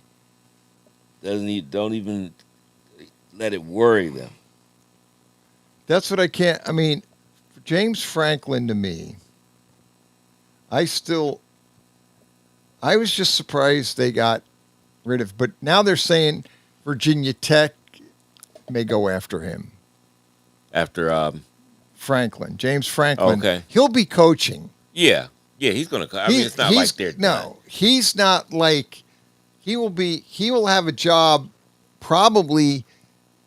He'll end up with one of these jobs. Yeah, it's just I think when I hear him talk, it's some things he's going to have to. He needs to self-evaluate about, himself because he does a lot of good things, really more good than bad. But it's some things that he overlooks that he doesn't do, but he acts like he doesn't, have any issues. He got some. They say, a good friend of mine who's a big Penn State, he says that the players play too tight. when they're under Franklin. He just thought that the way they go out and they play, they're good, talented players. As you've said, the roster is really a good roster and has really underperformed. And the players are just playing too tight. And that really came to head this year. And he's due $50 billion. 49, it was reported as approximately $49.7 million. That was Franklin's buyout. Right. Like about $50 million. And that seems to be Kelly was, I believe, in the $50 million range. Yeah. And then Dabo is $68 million. And then the other guy in USC. Yeah, Logan Riley. Yeah, Riley is $88 million. I know he's got to rub USC alumni the wrong way when you come in here trying to stop the Notre Dame rivalry and this and that. That's the wrong thing because that's something that's locked in. That's people love that. I think rivalry. That started in the 20s. Yeah, I mean you can't come you have in to here go back. Change Was stuff around. I mean, they talk about that, the rivalry during World War II and even actually right after World War I. So, I mean, you've got some 100 years. I mean, you've got a rival, and they talk about, why they played it when they played it. Yeah. I mean, you can't get rid of that. And they were saying they played it for the reasons why. They said because USC came in the fall, when the trees and the color, the falls, the trees are changing. USC would come that year, and then USC. I mean, Notre Dame went out there around Thanksgiving late because it was Thanksgiving, and they like to be out in California that time of year, and that was an understanding that's gone on for many, many years. Yeah, and it's built in with the alumni, right? And they hold this rival deep. I mean, real close to their heart. I mean, it's important to them. Yeah. And this guy comes in and he's whining about Riley's whining about the travel, and I don't need another team. Man. And they're looking at this guy and looking at him like, you don't get it.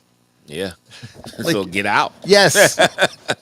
And I want James Franklin to give our guy who they think getting fired, Tomlin, a call. And ask him what you do, because the reason I say that, you just talking about making his players tight. Tomlin I guess Brian Balding reported because he was covering them. He said that Tomlin went off on the defensive coordinator and everything and just said, we're not playing that no more.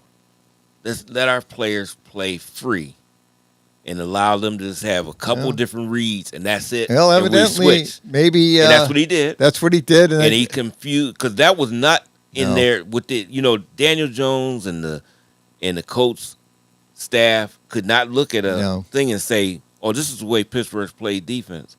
That wasn't how they because he did 180. Yeah, got him. I mean, they came out there doing stuff that they never seen. They haven't done all year. Yeah. They said they actually reverted back to Tomlin said to go back to, let's look at film. We're going to go back to Dick LeBeau's way of playing. And that's what he did. 10, 12, 15 years ago. Yeah. And that's what he did. Guys was just blitzing from all kinds of places. There was a whole different team. Yeah, I mean, the one time they showed Daniel Jones went back, everybody was in the backfield. Yeah. Oh, yeah. The whole defensive line. Yeah. But they were coming from different areas. Just let them play like that. Daniel Jones. They played.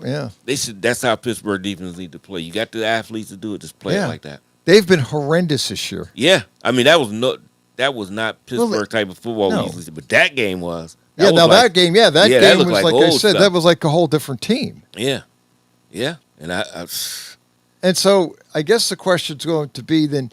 This is what drives you crazy. I'll take the other end. Look at the other side of this. Jordan Love looks like the next coming of whoever, greatest quarterback ever. Yeah. They're home against Carolina. Now, what the hell happened there? You lose to Carolina at home. Now, maybe we've been wrong about Carolina all year. Maybe Carolina's actually a pretty good team. But they have been about 500. They've been around. They be in games. They're in the games. Yeah, but they're always in them. Green Bay, this is what drives you crazy with a Jordan Love, because you beat Pittsburgh and you look great and you make, everybody screaming and yelling me about the Pittsburgh defense, and they got to do something because that defense is horrendous. And then obviously maybe they listened to me. Oh yeah, we got to do something with the team. And Tomlin knew it. And like you just said, he went to the defensive coordinator after everybody's screaming and yelling and said, Tomlin goes, yeah, we have to make a change here. And like you said, let's not complicate the game. Let these guys go play. They turned the Tomlin switch. won't get the next time they lose. Get rid of Tomlin. Oh no, they ain't gonna give him credit for going in there changing everything. And Waldinger said that. He said this guy changed. He went in there and said, "Hey, we can't keep doing this." But he won't get any. No. He's not gonna get any type of anything from those that. fans. They're just gonna wait for him to make a next loss or mistake and get out. They want him fired. Yeah. Well, he won't be free the fans. Too long. If he would ever get fired, I don't know if they would fire him. I mean, he's got to have a complete meltdown. He's not and that'll happen. You know. I got news for you. He's not getting fired. Rooney's not letting him go. No, I think they let him play the whole season. And then if they want to release him after, they will. If the things is not going right. The only thing, and I'll go on record, Rooney's not getting rid of him. The only way Tomlin gets out is he wants out. Tomlin's going to have to go to Rooney and say, I don't want to coach anymore. That's it. Rooney, you see, the thing is, what makes me laugh is all the Pittsburgh fans are screaming and yelling, saying, they got to do something with Tomlin. Tomlin, he's going to be fired. No, it's not happening. Yeah, you would think that. They don't usually do anybody like that. Rooney is not getting rid of him. The only way Tomlin gets out is he has to go to Rooney and say, I want out of my contract. And then Tomlin's not going to coach because Rooney's not going to let him coach anywhere else because that came up. This came up before, and they were all the press. You see, the problem is the press makes a lot of stuff up, and the reality is I am convinced more than anything Rooney is going to say to Tomlin, if you want to coach, you can't. Because I have you under contract. Yeah. Now, the only way... I don't know how many years he's got left. I have to look this up because I don't know what he's got left. That's the only way I see them fire a guy like that. Well, I mean, they're firing him. He's at the end of his contract. If he's in the last year of his contract and it's not renewed... I think he just signed an extension. No, even if he got an extension. I'm talking about whenever that goes to. And if it's at the end of that year and he doesn't sign, I can see them release him that way. Because that's not really a firing. He didn't re-sign. That's not, but to outright fire him during the season? No, I don't think that'll happen. No, he's not here.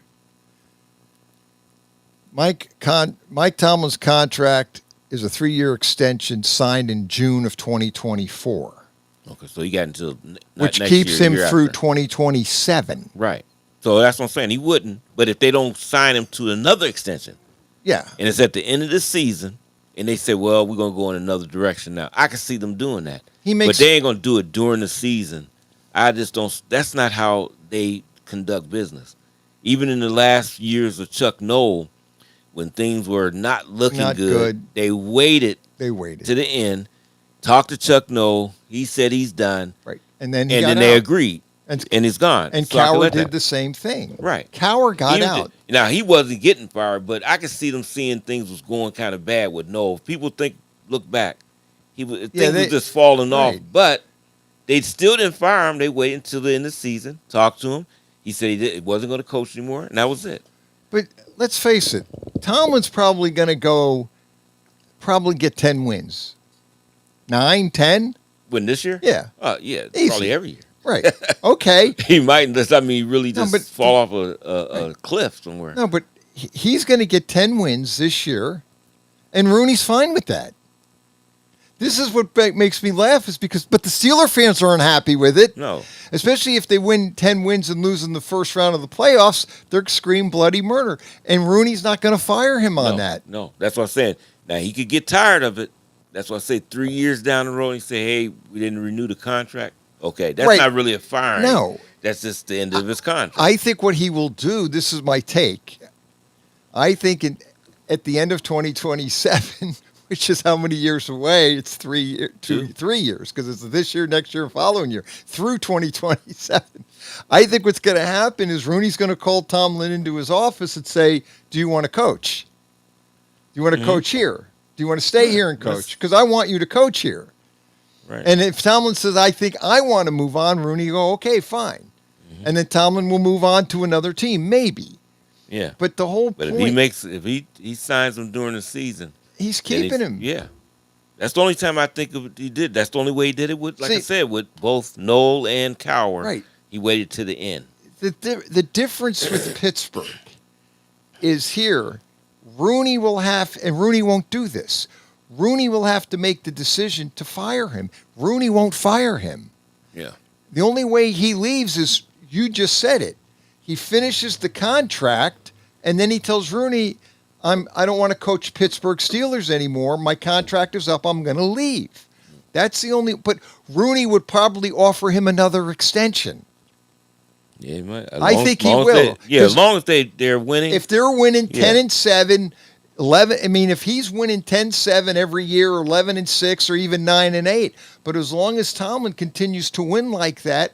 I don't think he will fire him that way. No. But if they're not doing well, I still don't think he'll fire him. He just will not re-sign him. That's different than being fired. If the team is going if the team does the Cleveland Browns and go that way and go bad and become a New York Jets, which they won't, but if they do, Rooney would wait the contract out and then say, maybe if the last 2 years are bad, then he'd tell him, if you're out. Change. Yeah. I'm not going to re-sign you. No, you won't get an extension. That's all. But you're fired. No. But if he continues to win, Rooney will give him another extension. Yeah, and he wants to keep and the coaching, Steeler fans will be going crazy. Yeah. Because they want him out right now. Yeah, I know. Saturday morning sports page. We'll look at the NFL, Dave Clark, after a quick timeout. Western Reserve Radio. Honorary Forest Ranger Betty White here, lending a hand to my dear friend Smokey Bear. Because for years, he's only said, only you can prevent wildfires. But there's a lot more to say. Like if you park your car on tall, dry grass, the hot exhaust pipe can start a wildfire. So keep the animals safe, especially the cute shirtless one. Go to SmokeyBear.com to learn more about wildfire prevention. Brought to you by the U.S. Forest Service, your state forester, and the Ad Council.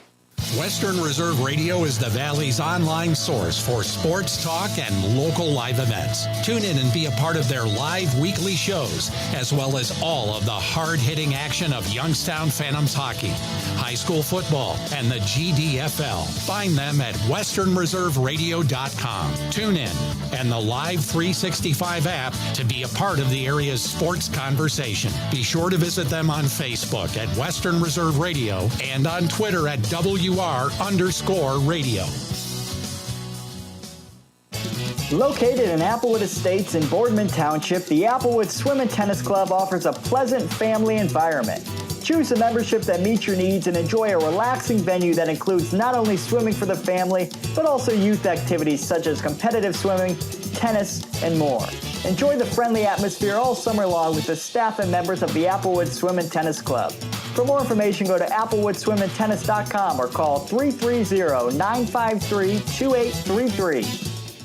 The year was 1907. The Cubs won the World Series and the Ford Model R hit the assembly line. While here in Ohio, school administrators came together to form the Ohio High School Athletic Association. One thing that hasn't changed since 1907 is the dedication of the OHSAA to education-based athletics in Ohio. School sports teach responsibility, sportsmanship, and life lessons that stay with students long after their playing days are over. The OHSAA seeks to prepare students not for the next level of sport, but for the next level of life.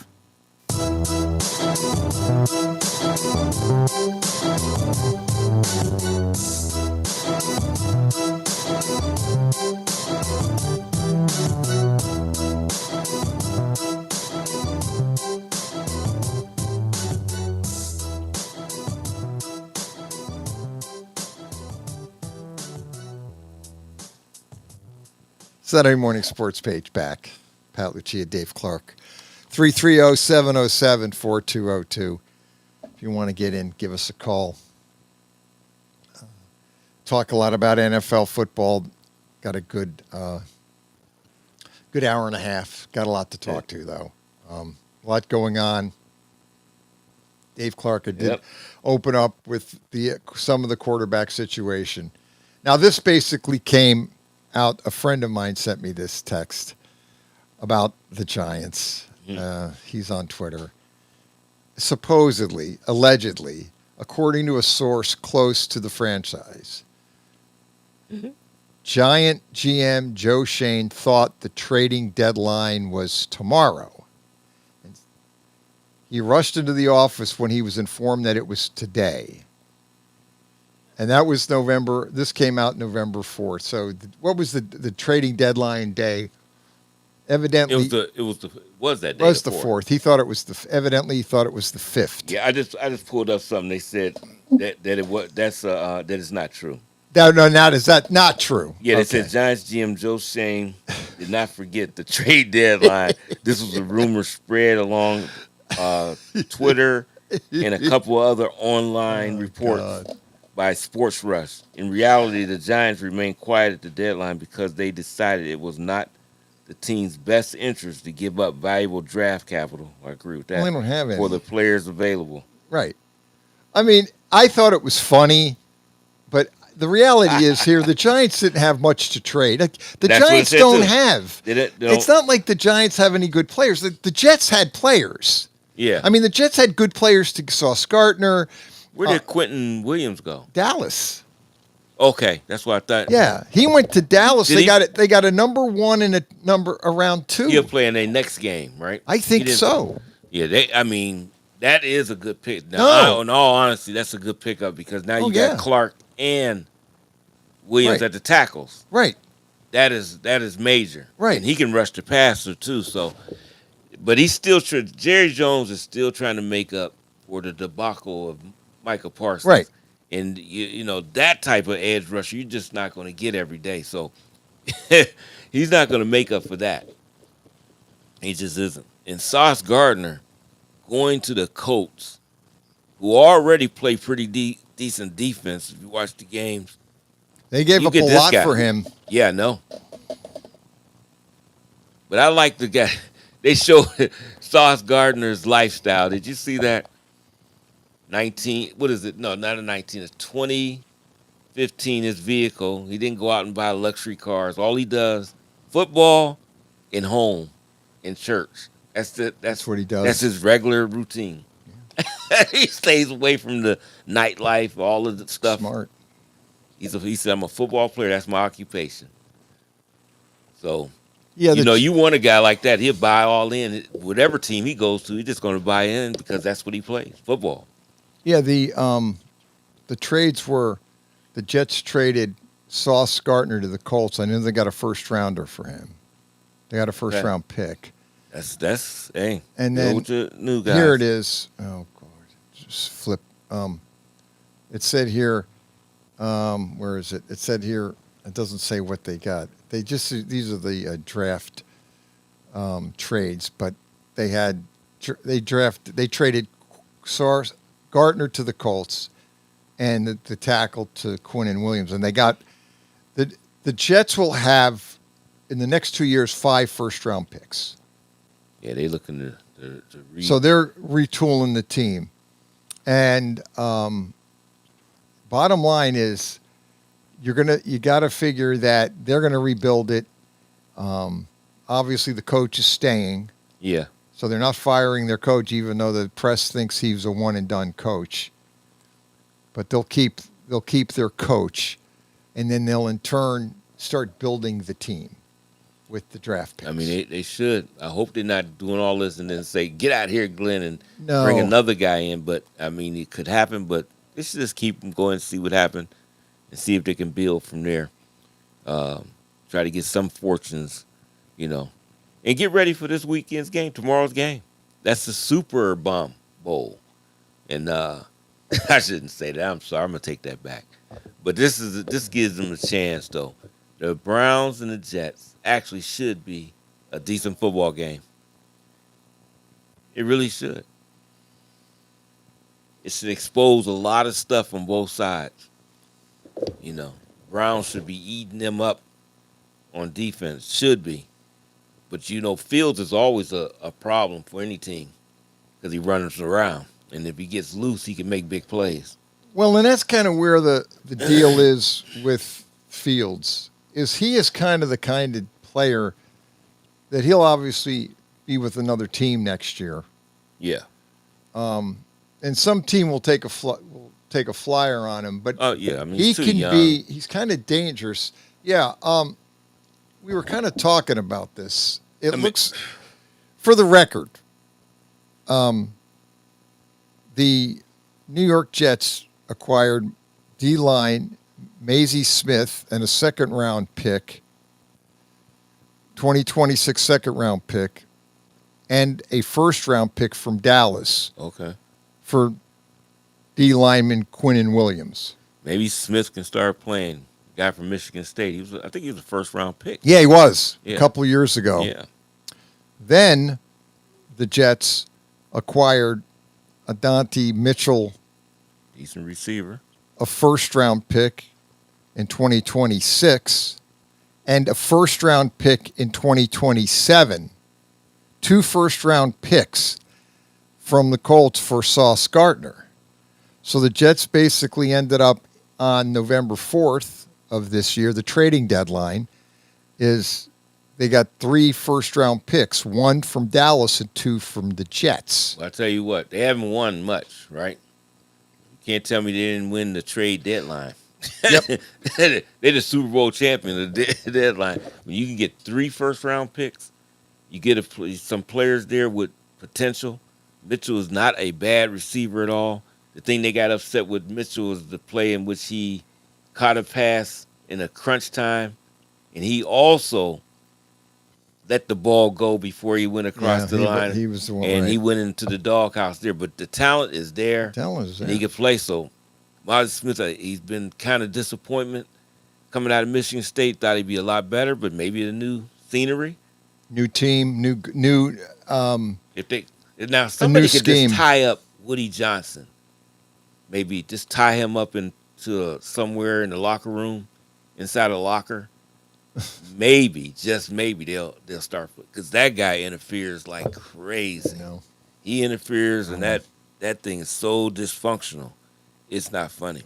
So if they can keep him out of there and get football guys to take care of that, maybe they can right the ship a little bit. And just on a minor trade, though, the Jets acquired Jasir Taylor from the L.A. Chargers, or we call them the San Diego Chargers, in exchange for a 7th-round pick. Also, Was he a defensive back? Yeah, D-back corner. Yep.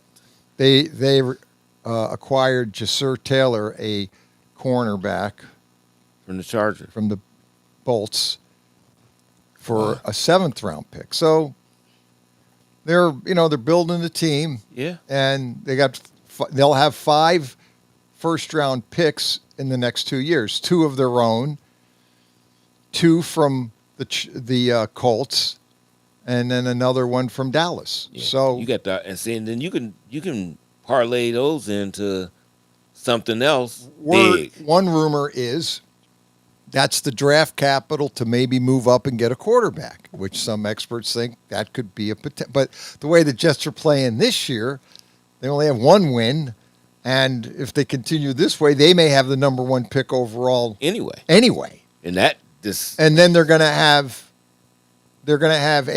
this coming up draft. They will have another first rounder and another second rounder, because they got a second round from Dallas in 2026. They got Dallas' second round pick in 2026, and then the Colt first rounder in 2026. Yeah. So they're going to actually really in good shape. They can do a lot of things.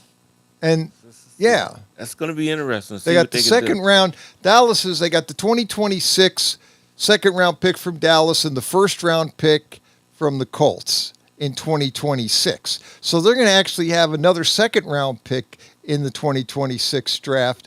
And obviously they're going to have another first round pick plus their own. Right. And then next year, they'll have 2 first-round picks. 2027, they'll have Dallas's first rounder and the Colt first rounder. In 2027. It's 2027. Plus their own, right? Plus their own. 3. They'll have 3 first-round picks in 2027, 2 first-round picks in 2026, and another second-rounder plus their own in 2026. I mean, you talk about they can't. They got to get the right people in there. Don't. So the key is going to be, you got the picks. You got to make them You got to pick the guy. Yeah, that's right. This is how you build your team. Yeah.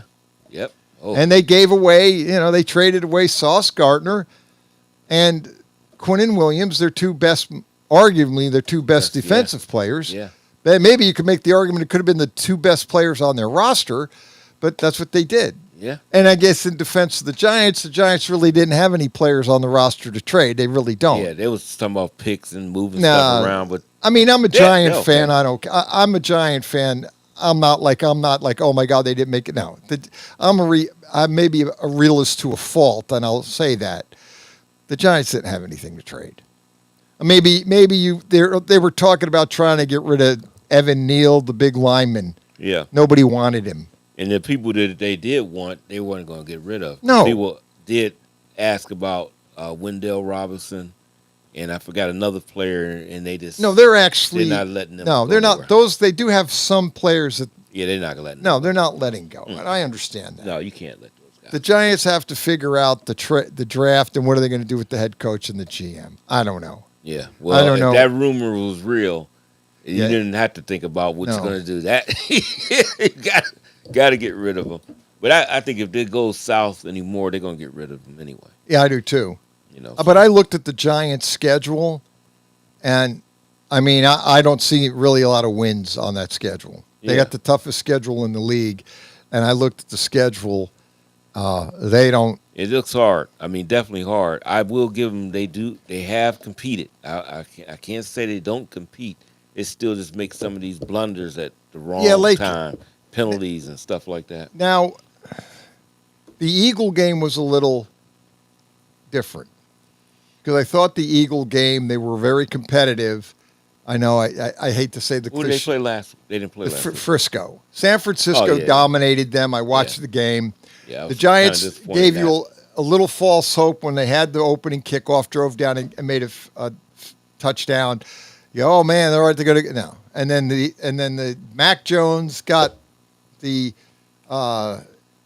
offense for the 49ers going, and the Giants were really never in the game. I watched it. Yeah. Put it this way. I watched it, and I never thought the Giants had a snowball's chance in hell in getting into that game.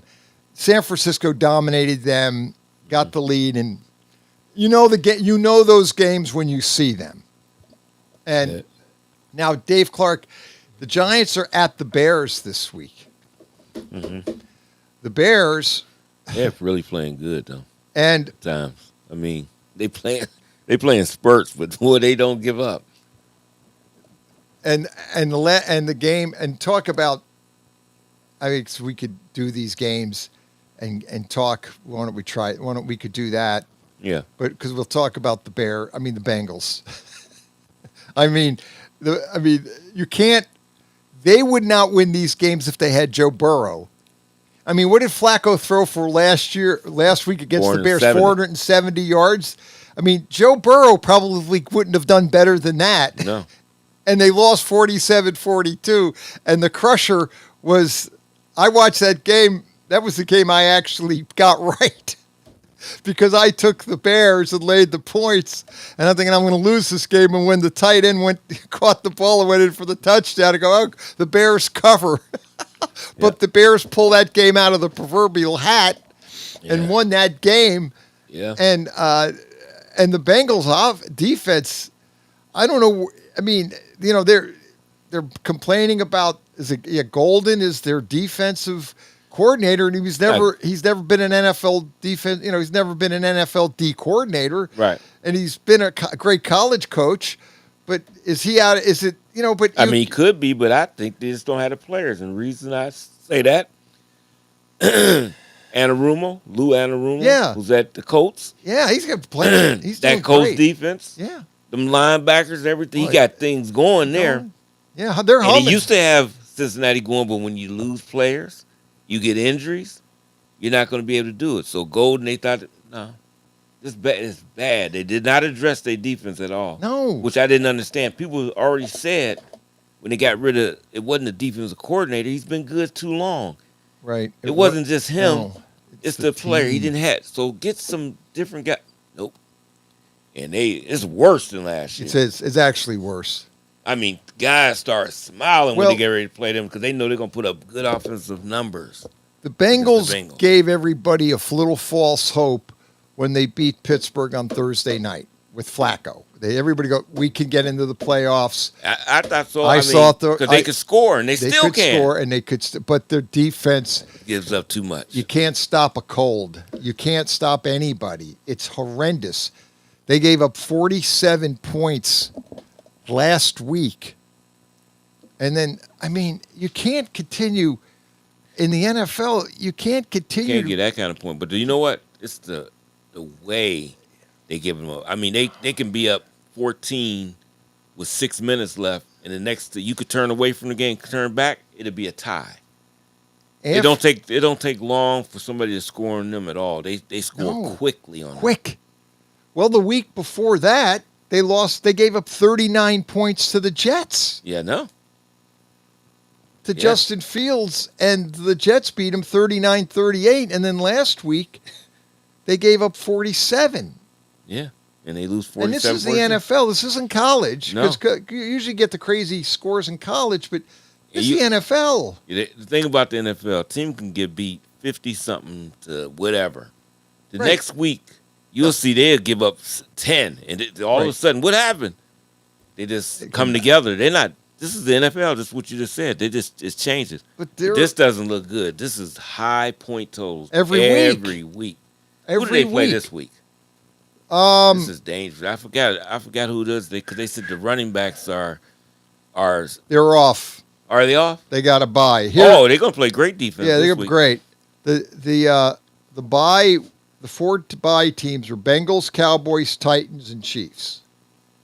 So those are 4 bye teams. The Cowboys, again, they got to figure out now that they got the Quinnen Williams, and maybe they could figure out. Got him, and who else they pick up? Logan Wilson. Yeah, Logan Wilson. So Good maybe linebacker. We'll see. Good. We'll see if they can adjust because they're going to have to do something with that defense. Is almost as bad as the Bengals. Yeah. And then you have the Chiefs. They got beat. The Chiefs got beat by Buffalo at Buffalo last week. They did 28-21. But you know what?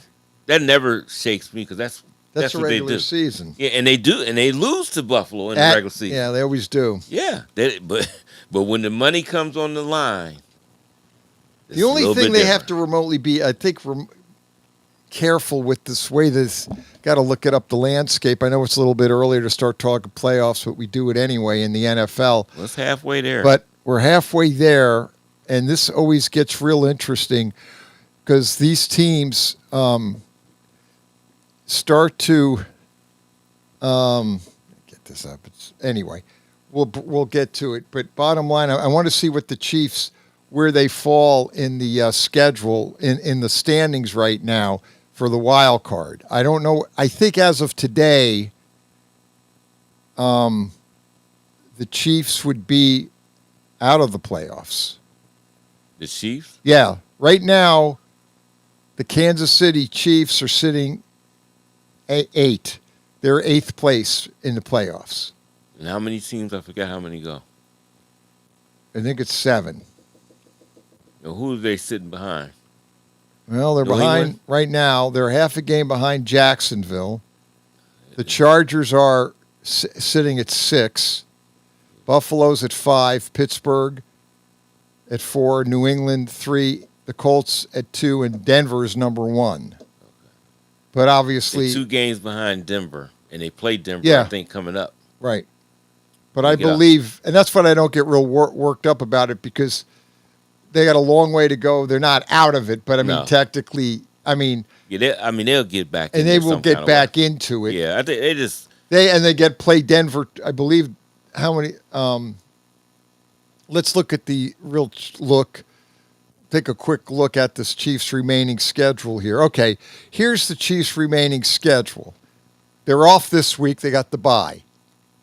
At Denver, Indy at home, Indianapolis at home, at Dallas, Houston at home, the LA Chargers, we call San Diego Chargers, home, at Tennessee, Denver, and then at Vegas, at Raiders. So they got 2 games left with Denver, one with the Chargers and one with the Vegas Raiders.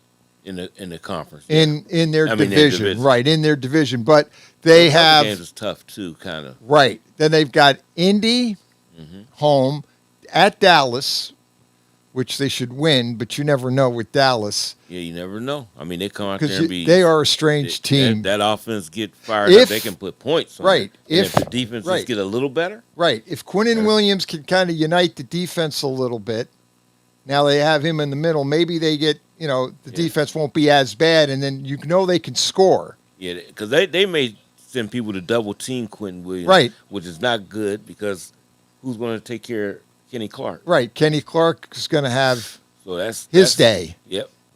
So if you break it down, you got to look at this real quick. If you're Kansas City, Colts at home, that's probably going to be a good game. Yeah, should be good. At Dallas at 4:30, that's Thanksgiving. Okay. Then they've got Houston away. No, at home. Houston's a home game on December 7th. Then they have the Chargers at home the 14th. They go at Tennessee. That should be a win. But you never know. But usually, and then Denver is at home that's the prime video game on Christmas at 8:15. That's going to be a good game Christmas after the presents get on taken care of at 8:15. Everyone is going to be watching that game on Christmas, and then they have it'll be a flex game, Vegas. That's the last game of the year. Well, when you look at that game, you said the last game is at Vegas. At Vegas. Okay, but you look at those big games in conference and against tough teams where they're playing at Arrowhead. Great schedule for them to finish up with, and I got confidence that they'll be right in the mix once they get there. Now, the thing that's hurting not the Colts, but the Chargers, you lose two guys. I mean, your bookend tackles, that's tough, because they need them, even though they won the first matchup, but that's going to be tough to win this second matchup when you're missing guys like that.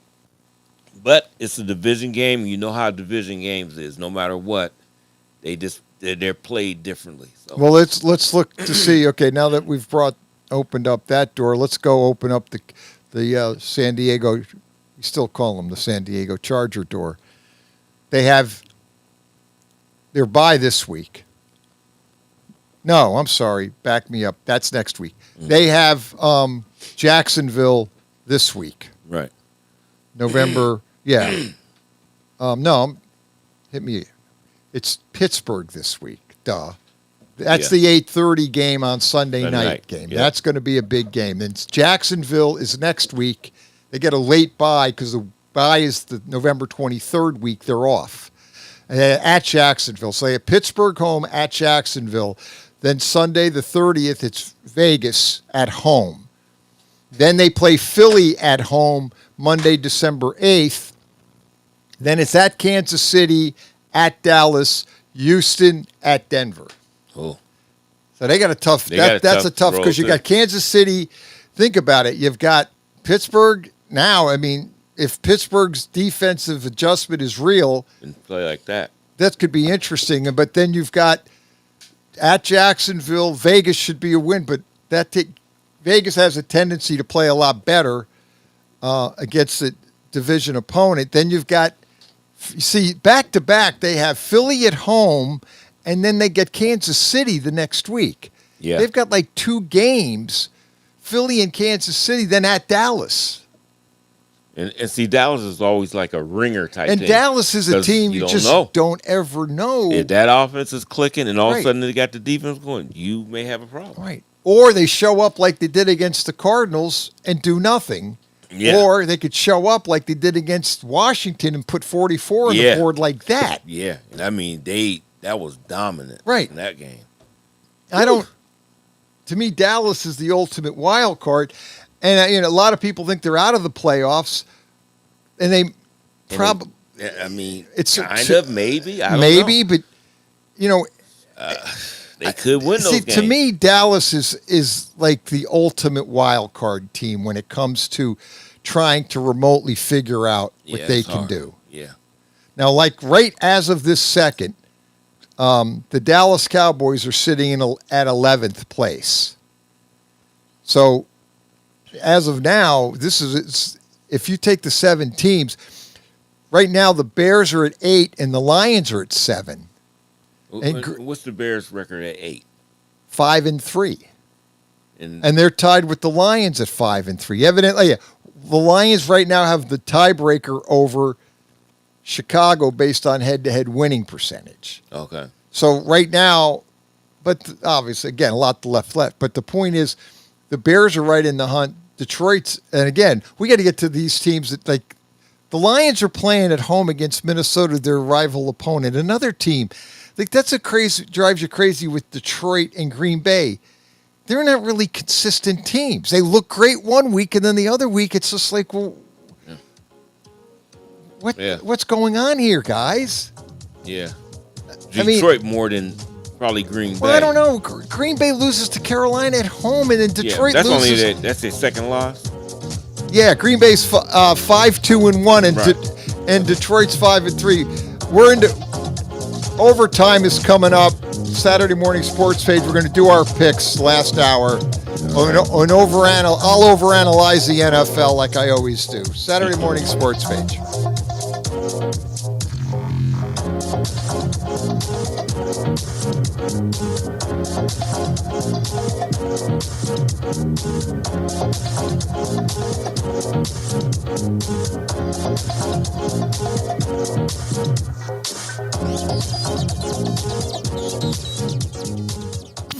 Someone's got to set the tone out there, boys. Someone's got to set it. The station that sets the tone for Youngstown Phantoms hockey is Western Reserve Radio. WRDB, The Scourge. Are you ready to join the legacy? This is your chance to become part of something special with the Youngstown Patricians. Honoring the proud football tradition of the Valley, we're on the lookout for talented post-high school athletes who want to make their mark on the field. Whether you're a seasoned high school athlete, college, or former professional player, develop your skills and become part of a team that values hard work, dedication, and community spirit. Don't wait. Begin your path to the gridiron by visiting youngstownpat.com or contacting us on Facebook at the Youngstown Patricians. Be bold, be legendary, join the Youngstown Patricians today. Are you ready to hit the gridiron and make your mark? The Cleveland Cobras are recruiting players and coaches for the upcoming Premier Amateur Football League season. We're looking for passion, grit, and the relentless drive to win. Whether you're a seasoned vet or hungry rookie, your shot starts now. Join a brotherhood, build a legacy, strike with the Cobras. Follow us on Facebook at Cleveland Cobras Football, or for league information, visit PAFLfootball.com to get started today. Team Pride Cobras. During the fall and winter, grilling season never ends, and Gessler Propane is your local supplier that makes sure you get your hard-earned money's worth. Why go to gas exchanges to pay higher prices for tanks not filled to capacity? Gessler Propane makes sure you're prepared for year-round grilling with 100% filled tanks at a reasonable cost. See Bob Monday through Friday 10 to 4 and Saturday 9 to 3 at Gessler Propane, 702 Youngstown Poland Road, Struthers, or call 330-755-9119. Gessler Propane. They got gas. Nina's Pierogi House is your home for the area's best variety of pierogies. Daily specials include the Polish platter, the Hungarian platter, stuffed cabbage, and halushki. Having a last-minute get-together? Lena's has you covered with a wide variety of frozen take-home pierogies and dumplings. Go to Facebook at Lena's Pierogi House to see the weekly lineup of available flavors for dine-in or carry-out. Catch the best at Lena's Monday from 10 a.m. to 4 p.m. and Tuesday through Friday from 10 a.m. to 8 p.m. 20 North Main Street in Hubbard, or call 234-254-8532.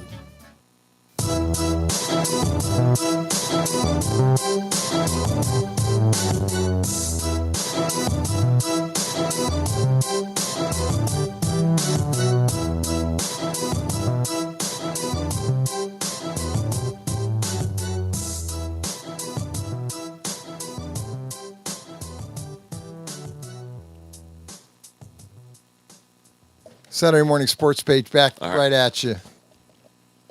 330-707-4202. Yeah, Dave Clark. Let's look at the games. We'll start breaking these things down, talking about all these teams. A lot to talk to. A lot to get to as we motor through this Saturday morning. We talked a little bit about the game on Thursday night, which was an absolute disaster game. Denver Broncos bring winning ugly to a whole different level. I could think of some other words. Yeah, well, but it wouldn't be good. Wouldn't on be the nice. radio. Yeah. There's a lot of other words I could use to describe it, but I'll just keep it as a. We'll leave it at one of the ugliest wins of all time. I'd like to. Boy, that would be something to go through. Let's look at the 10 ugliest wins of all time. That's got to be in there. Boy, that was two teams that could go nowhere fast, and I don't know why. They were just Denver to me. The only problem I have with Denver is sometimes Bo Nix does not look real good, and he didn't look real good Thursday night, but neither did the team. Now, the defense played excellently, and the Raiders, to me, had every opportunity to win that game. And it was almost like, the Raider defense played really good, and even that punter for Denver, if he shanked another punt, and that's the guy they drafted him. Usually you don't draft punters. They drafted him, I believe, a 6th round. They said his first punts were they showed the one. It was literally he hit it with his ankle. He missed it so bad he hit it with the side of his ankle, and then I think the other first punt before that was just as bad. But the Raiders couldn't take advantage of the great field position that Denver was handing it to them.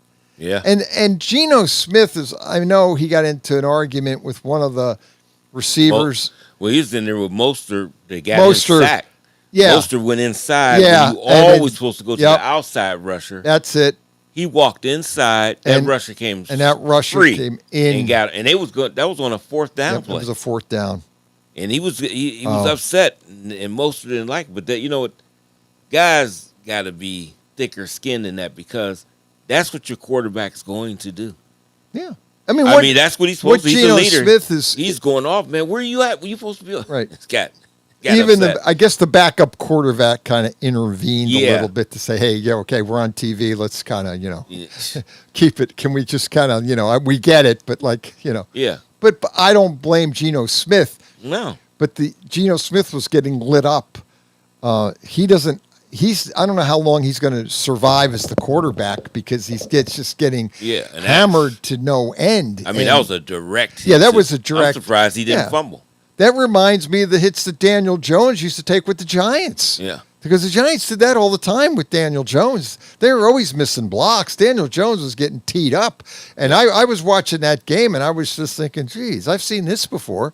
And bottom line is, Geno Smith was just getting, people are going, well, Geno Smith's just not having a good game. Yeah, well, why? No kidding, he's not having a good game because he's getting lit up by that defensive line. Denver was just in the backfield, and every time that play was it seemed like every time I turned around, Geno Smith was getting sacked. Yeah, and I mean, it wasn't like he was holding the ball long; he wasn't even getting back. Yeah, he hadn't even finished his drop back. He didn't even finish the drop back, and he had the guys in on him. Yeah. I mean, when the quarterback can't finish his drop back, that's not the quarterback's fault he's getting sacked. Now, I know guys hold the ball too long, that's different. But when the quarterback can't even finish his drop back, and he's either running for his life or getting in the process of getting sacked. And most, like I said, most should have had a thicker skin because this is the thing I could see Geno looking at. Yeah. They took Ashton Jenney out of the game. Why? Right. Because he's a rookie. Right. They want to make sure he doesn't mess up on the blocking assignment. Right. So that's what Mostert was in there for. Mostert's in there, and he's an 11-year veteran. He's an 11-year veteran. Right. He steps inside to help the inside blockers when there's nobody on the edge. Check the edge guy, and if he gets free, you can just chip him. Just that extra second would have gave because Bowers was wide open. He was wide open. But he didn't have no chance. No. As soon as he did like this, boom, he's there. He got laid That's out. why I'm surprised he did not fumble. That's what I couldn't figure out. He held on to that ball. I don't know how he didn't fumble because the rusher, I guess we should try to find the Denver edge rusher. Number 15. 15 will get him in. He's always and he's in tough. The yeah, he's tough. I can't he's think another his name. guy that's always constantly in. How do you not have somebody on that side when you know he is one of their best pass rushers? In that particular play, Geno dropped at an angle. So that was the play. He's going to get a little bit toward the edge. that lets me know if I'm in the backfield, I got to get to the edge to give him a little bit more time so he can see his receiver and get there. But Gino looked up, and all he could see is a blue helmet with a Bronco on the side and his number 15 in his face. I mean, this guy was coming. Make no sense on a fourth down play. This is big because that right there, the Raiders could have moved in and actually had a chance to kick a field goal. Yeah. Or maybe get a touchdown. Yeah, it was Nick Bonito. That's him. Yep. I couldn't think of his name. Bonito. Yep. 6'3", 240 out of Oklahoma, 4-year experience with Denver. Yeah, he's having a great linebacker, and season, he is a beast. I mean, he's another one. The other guy playing good for them, Jonathan Cooper, came out of Ohio State. They hold it. Their edge rushers are very, very They got good. very good. They're linebackers. They linebackers. But they come flying in. That defensive in. lineman, that Allen guy from the inside, the defensive tackle, he's in the backfield all the time. So Zach Allen. Zach Allen. He's always Zach Allen is he may be all pro. I mean he's having an unbelievable season. That is one thing that Denver has got this year, and it's got to be, look it up, but it's got to be top rated defense. It's just their defense is just shut down, make you play horrible, and they bring the worst out of teams. That's why I said the Giants actually had the Giants handled them well. And then again, the game got away from them in the fourth quarter. But week in and week out, this Bronco defense, week in and week, has been a really good defense. And like I said, they showed it to you Thursday night. And like I said, the Raiders, it's a lost season. We know that. The only question is going to be, what do they do moving forward? I mean, I bring back, what's his name? Bring back Nick Bisaccia, who they should have never fired. Yeah, because I forgot he's on somebody's sideline. Nah, he's got a special team job, but Nah, he was their last. You could make the argument he was their last good coach. Yeah. That they actually played well. After that, they got rid of him, and the team has just been really gone downhill. Yeah, I see why the special team. I'm just reading up why he got fired because I said, what would it be? This is what he done had. They done played 9 games. Yeah. I think he's got we kept saying 29 special team penalties. They've ran back a 90-yard touchdown punt return, an 87-yard kickoff return on him, and he's had 33 missed tackles on the return team, and they have fumbled between the punt and kickoff 13 times. That's not good. They was able to recover 7 of them, but they had fumbled 13 times. Those type of numbers will get you fired. They'll get you fired. Yeah, that's why you're getting fired. Yeah, because a lot of like what you said, that does happen with guys. Like we got to make an excuse, we'll make him the scape. But that's pretty terrible. That's pretty bad. And then he had that problem in that game. AJ Cole's one of the best punters in football. The Raiders punter. Right. And he takes that one step and boom. What is he doing getting blocks? Yeah. He's got his kick blocked, and he hadn't had it in years. No. He's done had 3. And he's had 3 already. And but he's still one of the best, still the top rated punter, but still. Then you got Daniel Carlson, then had extra points blocked and field goals blocked. I don't know what happened with McMahon. He's been there since Pierce. He's been there since 2022. He's been with the Raiders, and he's survived everybody. But I guess that was just enough is enough. But I seen he had some bad things going on the year before when Pierce was there too. So where's he at now, Nick Bisaccia? Is he? I seen him. I didn't know if with he Tampa Bay somewhere. I seen him on the sidelines. He's with somebody. Nick Bisaccia is with someone. I thought it was at Tampa Bay. We'll have to look this up. Okay. Why do I think for some reason? You thought he was. And I don't know. With Tampa Bay. And that's a guess. All right. We'll move on. We'll figure it out. Let's get to our picks. Before we know it, the day is gone. Dave Clark will basically look us up. Let's go to the Falcons at the Colts. This is the 9:30 game. The Colts are basically laying 6.5 to the Falcons. Mm-hmm. But we know what happened last week. The Falcons lost a real tough game to the Patriots. Yeah. 24-23. Patriots didn't cover. We got that wrong. And then the Steelers, you got that right. You took the Steelers, and they were the underdog, and they dominated the Colts. The final score was 27-20, but game was never that close. Right. And the Colts want to snap back. They're 7-2. They're laying 6.5. This game is being played in Berlin, Germany. Yeah. 9:30 tomorrow morning on NFL Network. So you don't need ESPN. You'll get this game. Right. 6.5. 6.5. Falcons get 6.5. I'll take the Colts. Yeah, I think I'm leaning that way too. I'm almost to the point. If I want the Colts, I'm going to actually I'm going to do George Costanza. I'm going to do the opposite. But we'll do I'll take reality. I think the Colts should win. I know it's 6.5. It bothers me because those games over there in Europe are always hard to predict. That travel and these teams just never play the way they play in the States. They go over there and the travel gets these guys out of sync, and some teams just respond better to the travel than the other. Mm-hmm. So I agree. What do you think, Dave Clark? Yeah, I'm gonna stay with the Colts. I think they should handle that. I would think they can cover the 6.5. Let's go to the Giants at the Bears. And I've been losing on the Giants 2 weeks in a row. You got it right. You took the Niners. I took the Giants. The Giants were getting, 7.5 or 3.5 at home. They didn't even get near to that. They got dominated last week by the 49ers 34-24, never really in that game. And then the Bears light up the scoreboard, and they score 47 with the tight end over the middle to win the game and clinch it 47-42, beating the Bengals at Cincinnati, a big win for the Bears. Right. They're 5-3, and they're in the play. Now the Giants are 2-7, and they're getting 4.5 at the Chicago. So this game is being played in Chicago. I guess the only other thing to be looking at on some of these games, Dave Clark, is, what's the weather going to be like in Chicago? Irish Mike said tonight's game, Irish played Navy at Notre Dame, and it's going to be snowy, crappy, bad weather.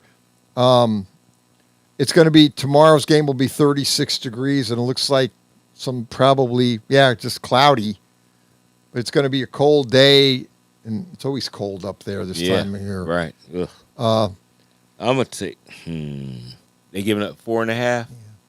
I'm not super confident, but I'm going to take the Bears. I'm going to see if the Bears can, I'll probably jinx them now. See if they can hold up. You're winning. Let's see if you can hold up. But I usually take New York in a lot of games because I just feel that when they come and compete, they play well against anybody. I don't know why. They just do when they're really there to compete. We'll see what happens though. I think what I'm going to ultimately do here, I got to go with the Bears.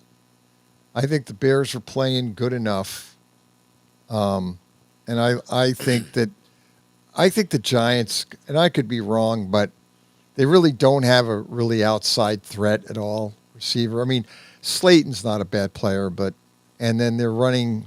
They miss Neighbors because they really miss Neighbors. Would that compliment him and Wendell Robinson?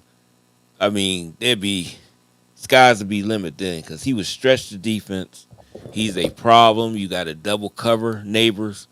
When the Robinson is not a guy that you can just leave open, he will make big plays too. And I think their offense would be more dynamic if they had Neighbors in there. They don't really, Slayton is a very good deep threat, but he's not the threat that Neighbors is. No question.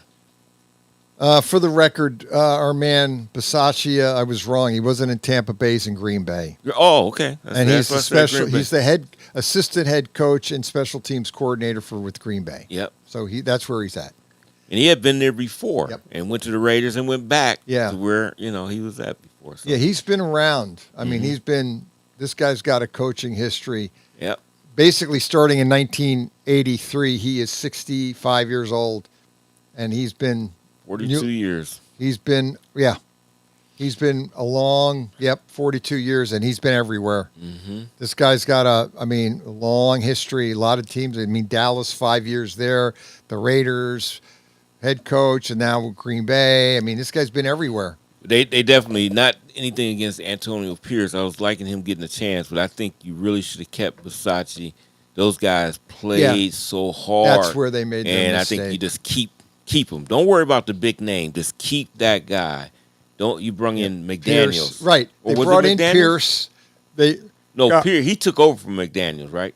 Versace. I think he took. That's a good question. Who did he take over? I think that's who he took over. No. Yeah, you're right. The way they went down, boy, the Raiders have just been a train wreck with head coaching. We could do a show on this. Yeah, you're right. Antonio came after Josh McDaniels. It was Bisaccia, and then it was Josh McDaniels, who went 9-16. Bisaccia was 7-5, and then Antonio Pierce was 9-17. And then they got rid of Pierce, and now this is Pete Carroll's first year, and they got 2. They're 2-7. So they gave Pierce the job after Josh McDaniels. Okay, so Bisaccia was before Josh McDaniels, right? Yes. Versace was there. He was after Gruden. They fired Gruden. That's it. See, and they stuck in Bisaccia, and they went 7-5 under him. They played good. Yes, they did. And they were in those other games. They were in those other losses, and people thought he might get that head coaching job. And no, they went with Josh McDaniels, and which I thought was a stupid. The thing about it, you had that guy in your division, and you seen how he coached at Denver. Yeah. And what made you think it was going to change? Yeah. That's kind of what it is. It's like when the Giants hired Shermer from Cleveland. They saw what he did. That was stupid. That was stupid. Now, I hate to say that. No, but I don't like true. them. I don't liken them to other teams. No, but that do stuff. But right. that one was stupid. That was stupid that too. One, that was terrible. I was wondering. I said, how did this guy? Right. He came. Gettleman hired him. Yeah, I didn't understand. No, that was another. Know. He must have some I don't know what information on Gettleman. I don't know. Because how in the world? I don't understand how he got the job. But the point is the same thing here. You saw Josh McDaniels' history. Oh, and you not getting along with players. He's not a good. Josh McDaniels, leader of men. Let me put it that way. Josh McDaniels might be the best offensive coordinator in the history of the NFL. He's very good when you got him as a play caller. That's where he belongs. Yep. People stay. What is it, the old Murphy's law? You promote people to their level of incompetency. I years ago heard that. But the point on it is this: Josh McDaniels belongs as an offensive coordinator. He's doing great things with Drake May. Yeah. And he's got a great coach in Vrabel, and Vrabel's letting him do the offense because that's what he does. Yeah. Josh McDaniels is a great offensive coordinator. That's where it ends. Yep. Don't make him the head coach. There's just there's a gap there that it just doesn't work. But yeah, the Raiders went from Bisaccia to Josh, then Pierce, now Carroll. And in all probability, Carroll, I believe, is 74 years old, will be or is.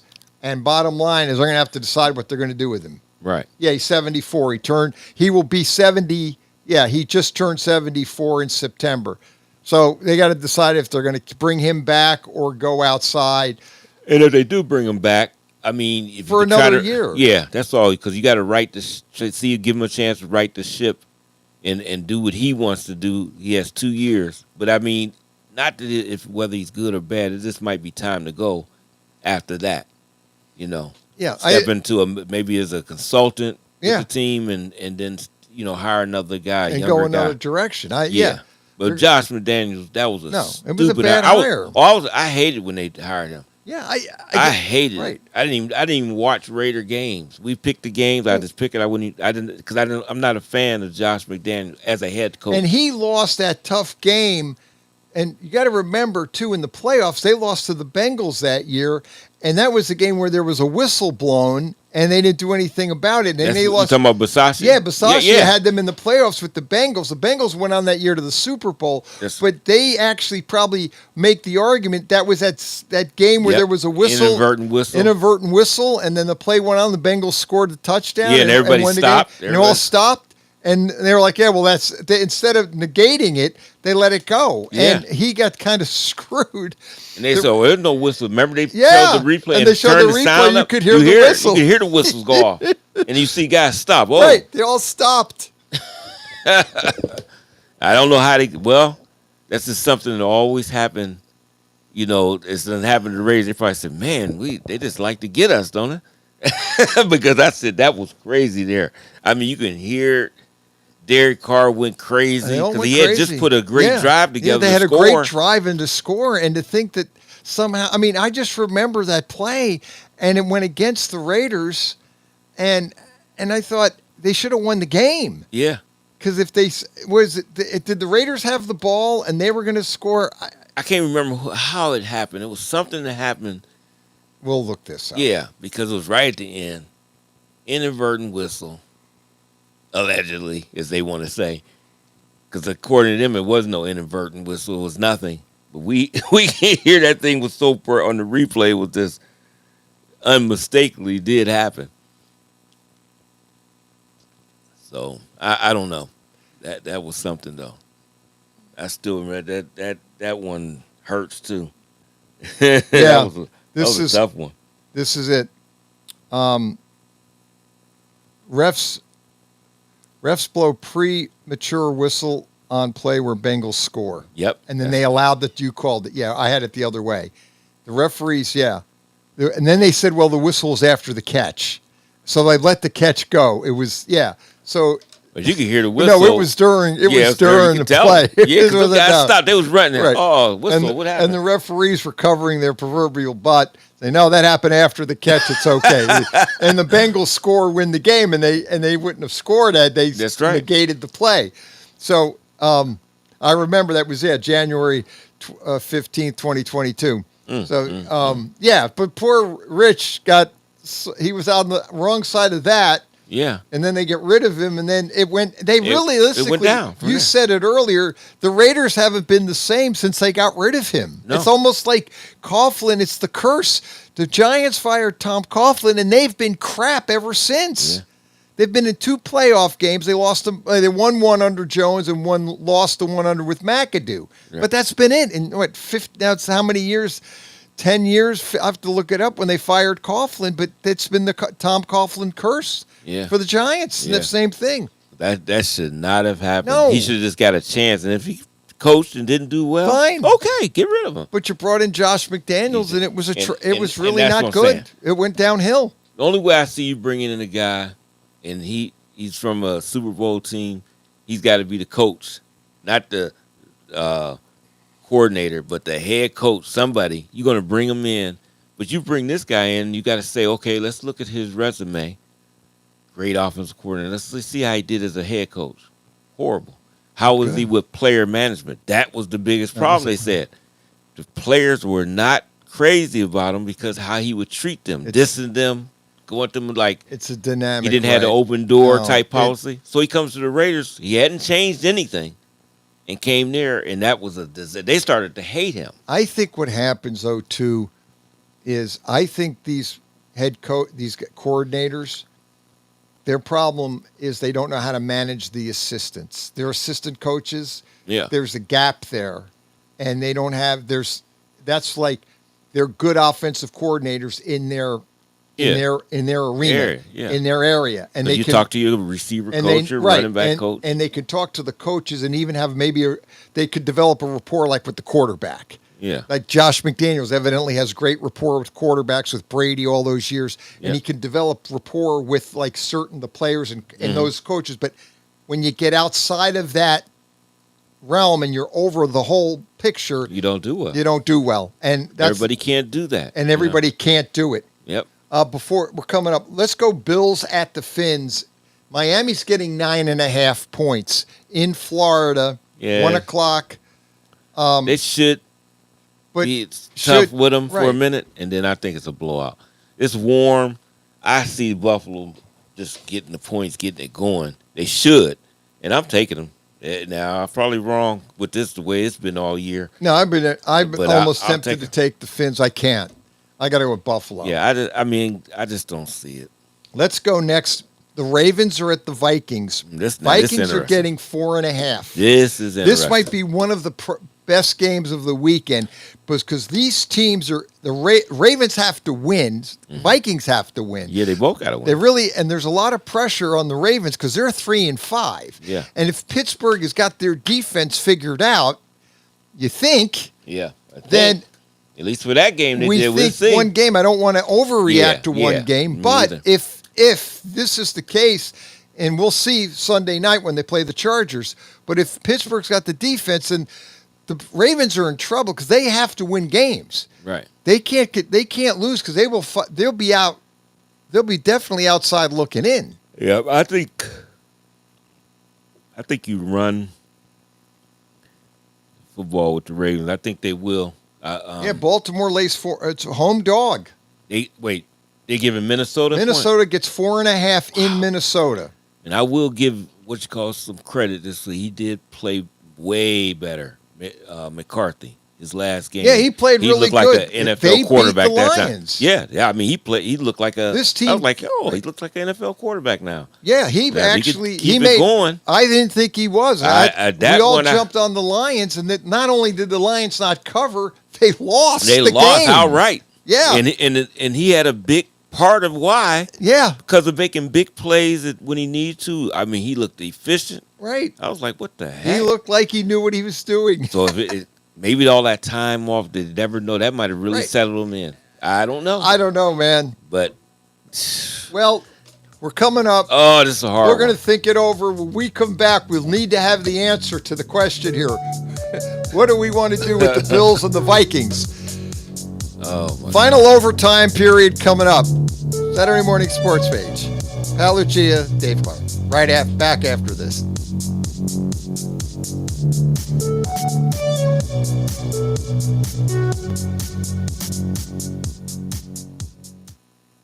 Tom has been a teacher for over 40 years. One day, I think one of the students had asked the question and he didn't remember the answer. And I also noticed that he was letting his class out earlier than they were supposed to let out. I was really starting to worry. Levi and I talked about how it would change our lives, but he was there beside me.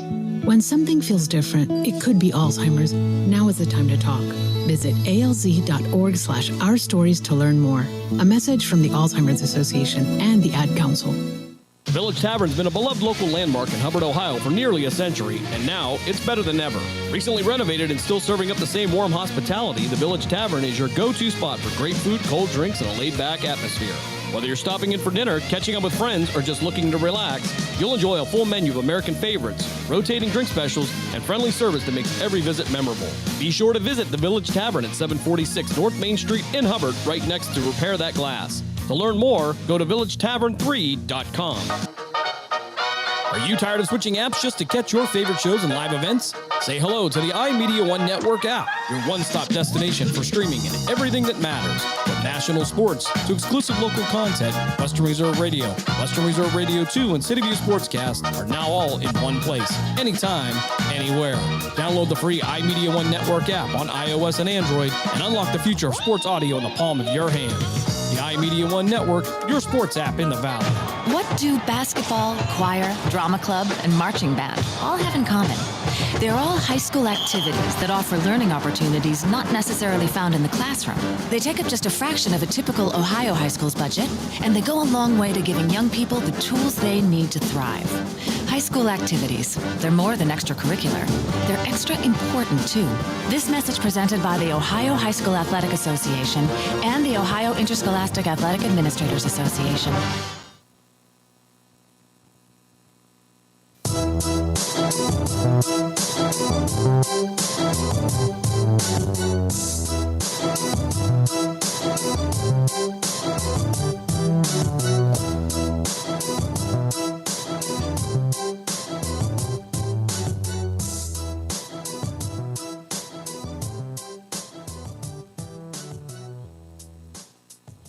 Western Reserve Radio is the station you're listening to, and the show is the Saturday Morning Sports Page. We're back for our final segment.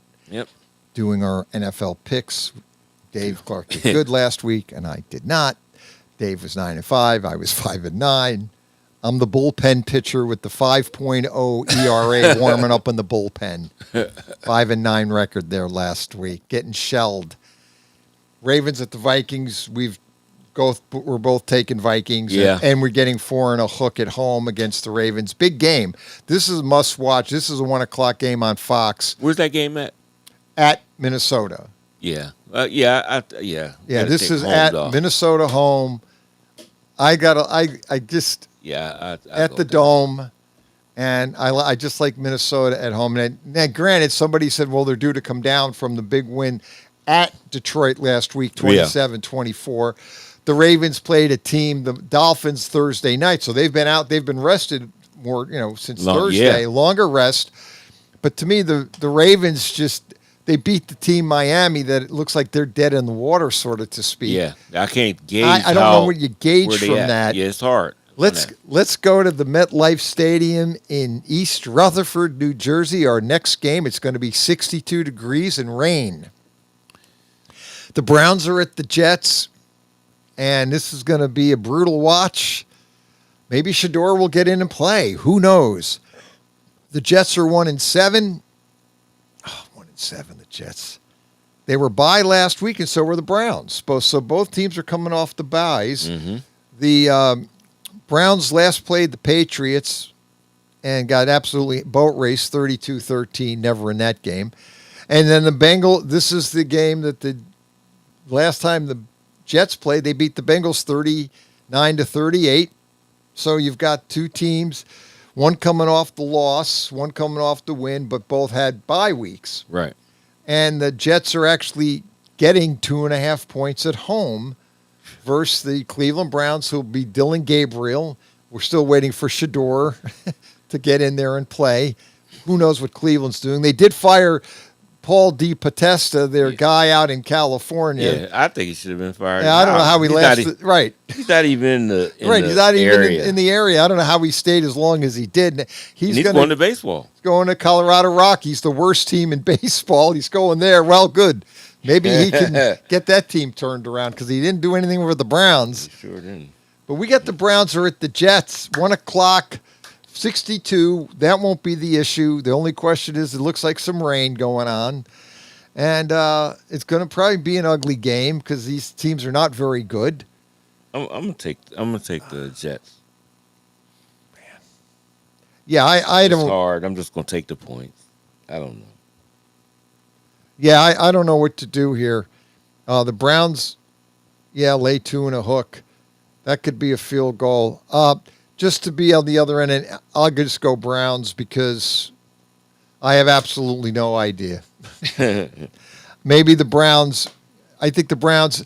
I'll use this premise. I think the Browns are better than the Jets. Not much, but I think they're actually a better team. They have a better defense, and the Jets traded away Sauce Gardner and Quinnen Williams, so their defense is not going to be that good, and the Browns should hopefully be able to exploit that, and I'll use that premise, and because I have no other, I don't know what else to tell you. Let's go to It's hard. I'm telling you, that's a hard one. Here's the next one up. Patriots at the Buccaneers. 1 o'clock CBS game. Buccaneers lay 2 and a hook. So the Patriots on the road getting 2 and a hook down in Tampa. It's 82 degrees and sunny. Going to be a nice day in Tampa, it looks like. So you got the Patriots coming in at both teams. Obviously, Patriots 7-2, Tampa Bay 6-2. Last time Tampa Bay was bye. Last time they played, they beat the Saints 23-3.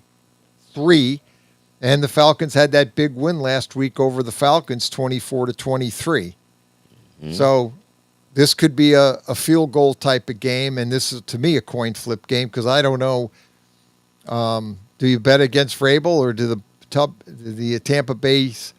I'm gonna go with Tampa. Okay. This is a flip either way. I think, Tampa Bay comes back, and they'll pull it out, and we'll see what happens. Let's go to the Saints. Boy, the New Orleans Saints at the Carolina Panthers, and the Saints get 5.5 points.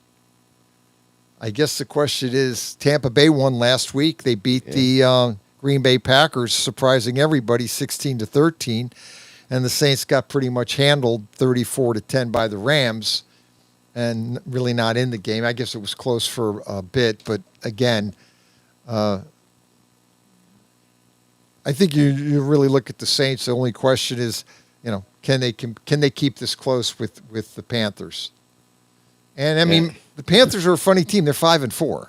Yeah, no. They got a winning record. Yes, and they given 5.5. Yeah, and they're home, and it's going to be 74 degrees and sunny down in Charlotte, North Carolina. So the Saints are 1-8, and they're 0-4 against the. I'm gonna take the Panthers. Yeah, I'm gonna take them. I think the rookie is still starting at quarterback. And that team is so bad, it almost doesn't matter. But yeah. Yeah, but you know what? They but played. I think they were better with Rattler. They competed. Yeah, they competed better. And I mean, he tried, but he's learning. So it's going to be tough, Right. I think that, let's move to here's one that I can't figure out. Well, the Jags are at the Texans. Mm-hmm. The Texans are getting 1.5 at home. Home dog. Stroud's out with a concussion. Yeah. Mm-hmm. He slammed his head. Yeah, he didn't slam He it. didn't. The guy, that was a cheap Woo. shot. And that was a cheap, that was a brutal cheap shot. Yeah, well, you got to, whenever you tackle like that, because you're swinging a guy down. Yeah, that can happen. There's a lot of force to it. Yep. Yeah, he's out with the concussion. Yeah. So what's his name? Mills is the quarterback, the backup. Who is not bad. No, he just has a long neck. Yeah, no. He has that really long. He's got that Steve Grogan. Yeah, he's got the giraffe neck. Yeah. I used to love Steve Grogan with that neck. Yeah. He used to wear a neck brace. Yeah, sometimes. he had to because that neck of Grogan's was so long. Yep. He had that big collar. He's a tough guy. Oh, too. Grogan was I like Grogan. He was a tough guy. Yep, I sure did like him. Oh man, I think Texas is giving up how much? Texas? No, actually Texas. The Jags. Yeah, the Jags are given 1.5. It's a home dog. Texas gets 1.5 at home.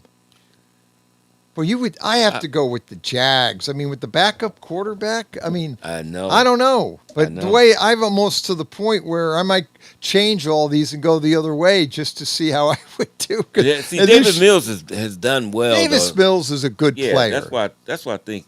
And can they compete with? And it seems to me Jacksonville, they came back last week and won in overtime because the Raiders didn't get the 2-point conversion, 30-29, and the Texans were with Denver and lost 18-15 last week. Yeah, I guess was in it. How much of a drop off to the backup? Yeah, I don't know. I know they played good enough defense. They're gonna have to run the ball. Yep. In this game, I'm gonna take the Texans. Okay. They're not getting the point. They getting the point? Yeah. 1.5. Yeah, I take them. All right. Let's move on. The Cardinals are at the Seahawks. Jacoby Brissett, 3-5 Cardinals coming off a big Monday night win. Seahawks beat Washington 38-14. I believe that was that the Thursday? I don't know what game that was, but it might have been a Sunday night game. Yeah, it was a Sunday night. Yeah. That's it. It was a Sunday night. I know it was a night game. It was a Sunday night game. It was a bad game. I mean, it was a blowout. The Washington was never in it.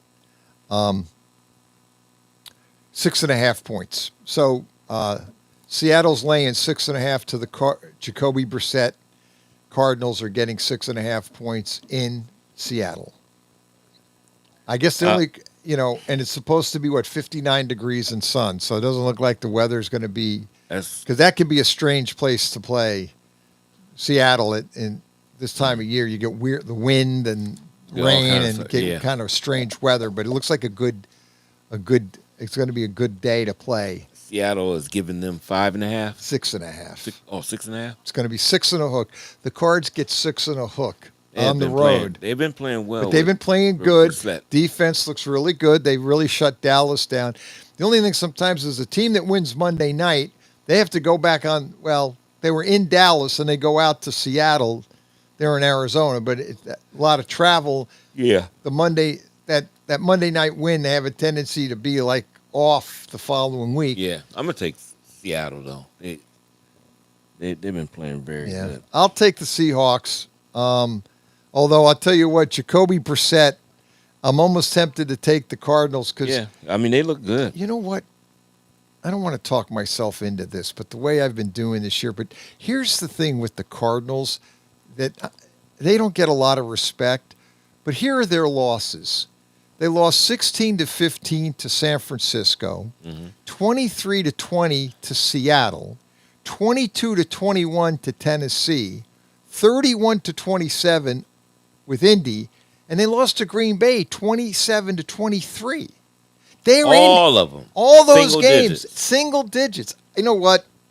They way better than people think. Then I'll tell you what. That's 5. How many losses is that? 5. Yeah, 5 losses, and You every can give 'em at loss. least 3. You can give them at least 3. Yeah, you could say they lost by 1 point to San Francisco, 3 points to Seattle, 1 point to Indy, 4 points to Indy, 4 points to Indy, 3 to Seattle, 1 point to Tennessee, and 4 points to Green Bay. They're in every game. Now, the only thing that bothers me is the Monday night hangover here, and I'm tempted to go with the Seahawks, but I'm going to take the Cardinals on a whim. Again, it doesn't matter. The way I've been picking this year, I've been wrong every week. I'm going to leave it like it is. Leave it as it is. But I think they can win it. I think they can keep it. Put it to you this way. I think they can get it within 6.5. Like, I think they'll lose, but they're going to lose by 3. Like, I could see them losing this game, but I don't think Seattle's going to cover, even though you would think, yeah, they should. They're at home. But the Cardinals are just the kind of team with the defense. They're feeling it with Jacoby Brissett. And then he's helped Marvin Harrison Jr.'s career. Now he looks like the Ohio State Marvin Harrison. It just is the quarterback, and it just is working for them. Yeah. What happened with Brissett? He's going to do everything. He's kind of it is by the book. Yeah. He is a drop back passer. Yep. He's not running around like Murray creates a lot of stuff. Platform. He's off right. Yeah, and that throws timing of routes off and all for the receivers. And Marvin Harrison Jr. being a new receiver, he's having trouble adjusting to the quarterback. Where Jacoby Brissett is your quarterback, the conventional drop back, and Harrison's in line with that. Yeah. So you could see that the Dallas Cowboy guy, he faked him out so bad that on Monday night, that touchdown, Marvin Harrison that guy was on the ground. I don't know. Right at the goal line. At the goal line. Yeah, that was Bland. One of their better corners. Right. He put that move. He put that juke jab. move. I don't know what Bland was looking at. I don't know what Bland was doing. That's why one fundamental I'd never forget in all my life of playing football, being taught defensive back. Do not watch the receiver's eyes. Do not watch their feet. No. Watch their waist. Watch their waist. Because I don't care. He can do all the jukes he wants. No. That waist is going where he's going. It's going where he's going. So I'm not doing that. And if you want to mirror, I seen Travis Hunter do it. He'll mirror what they doing, but he's still watching their waist, and he'll be right with. And he'll be right with them. Yeah, Travis Hunt, right? He does exactly whatever they do. I don't know what to tell you. Like, yeah, I don't know. Well, but he got tore up on that one. Yeah, he did. I like the Cardinals. I think Seattle wins. I'm gonna leave it like it is, but I do believe. Right. I'm gonna remember too. I do believe that they may win this game, Arizona. I don't rule it out. And I feel bad that they got the record they got. It's because sad. If you lose like that, right? You can win 3 of those. What's their record? 3-5. They could easily be 6-2. Easy. They lost by 1 point to San Francisco, 1 point to Tennessee. That's 2 losses by 1 point. 3 points to Seattle. Right. 4 points to Indy and 4 points to Green Bay, and they're good teams. Yeah. Yeah, right. And they're in every right game. In it. Let's move to the Rams at the 49ers. That is sad. I man. know. That's sad. I feel bad. They're lousy 3-5. No, they're not a bad 3-5 team. No, they're not. No one's blowing them off. No wonder that division is tough. That's a great division. And they took Dallas to. I'm sorry, they beat Dallas bad Monday night. That's dominant. That score was not that 27-17 was not a close score. It was not a good. That game was over. You knew. I was watching that game, and I could almost tell after the first quarter. I said Dallas can't beat. Now this team with Jacoby and the way they were playing, this team's playing too good. I didn't think Dallas had a chance in that game. I hope they can win enough games to get in the playoff and be one of those teams that you just don't know about. Well, and that's the scary part. If for some reason they go on a roll with this team and they get in the playoffs, you don't want to play this team. Right. Because that's a dangerous. Their defense is playing really good. Let's move to the next game. Rams at the 49ers. The Niners are getting 4.5 at home. The Rams? No. The Niners get 4.5 at home. Home dog. Where's Gessler's dogs when we need them? We don't know. They're out running around. They're wild dogs. But let's go to the Rams at the Niners. They just changed it to 5.5. I did this morning. It went up a point. The 49ers, the Rams are laying 5.5 points. So you want the Niners, the home dog. The Niners came off a big win over the Giants last week, 34-24. Giants never in it. The Rams dominated the Saints 34-10. I don't know what you draw from any of that.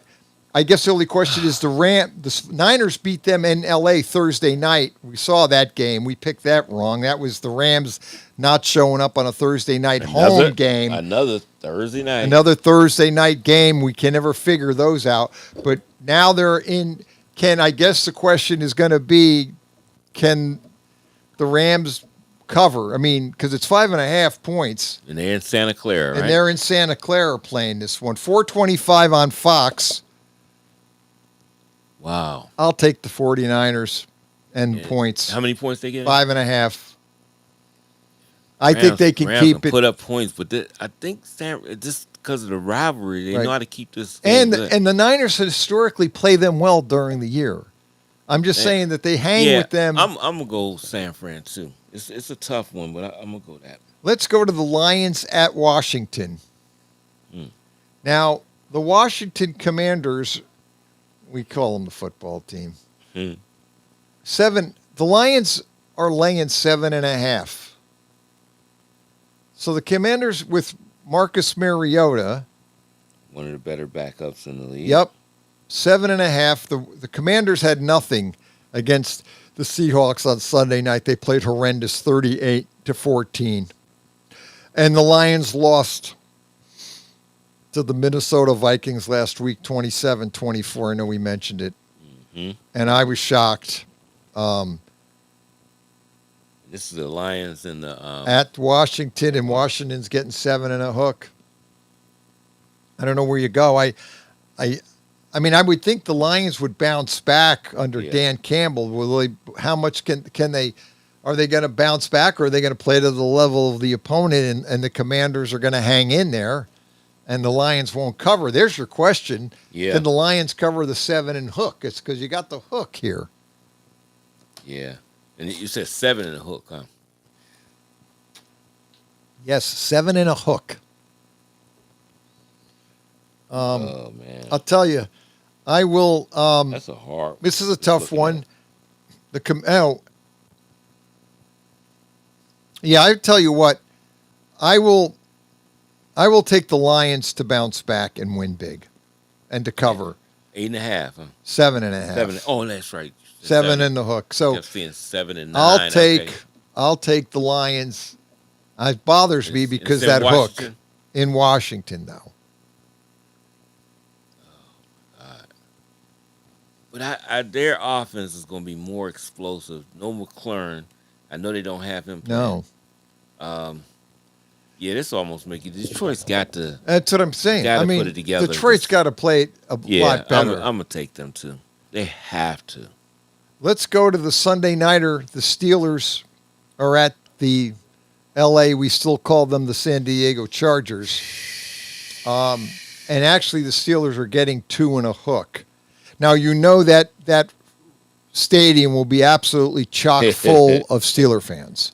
Yeah, no matter. Because there are no Charger fans in L.A. Again, we talk about this. I understand that is a gritty team there. Yeah. And banged up. The Chargers don't have the line.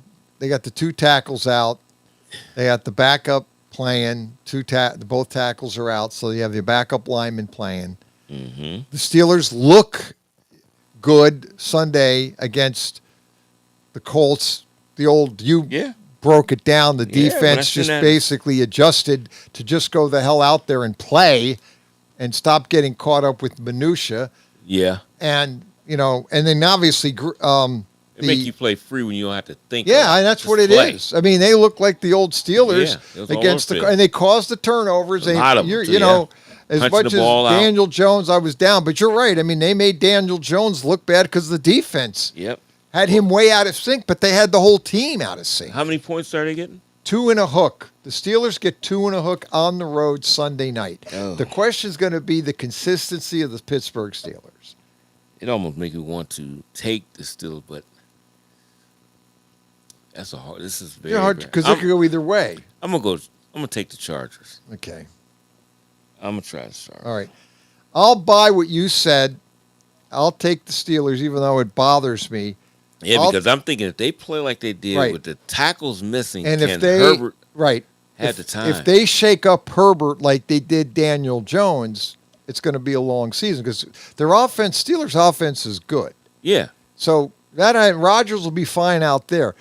Can the Steeler defense shake up Herbert like they did Daniel Jones, or is it going to be the Steelers that play Jordan Love and then make Daniel Jones look like the greatest quarterback ever, or will they shake him up? Yep, and make Herbert play bad. Yeah. Let's go to the big Monday Nighter, which might be one of the best Monday Nighters this year, is going to be the Eagles are at the Packers. The Eagles were bye last week. The last time they played, they beat the Giants 38-20. Thank you, referees, for 2 touchdowns you didn't deserve, but we move on.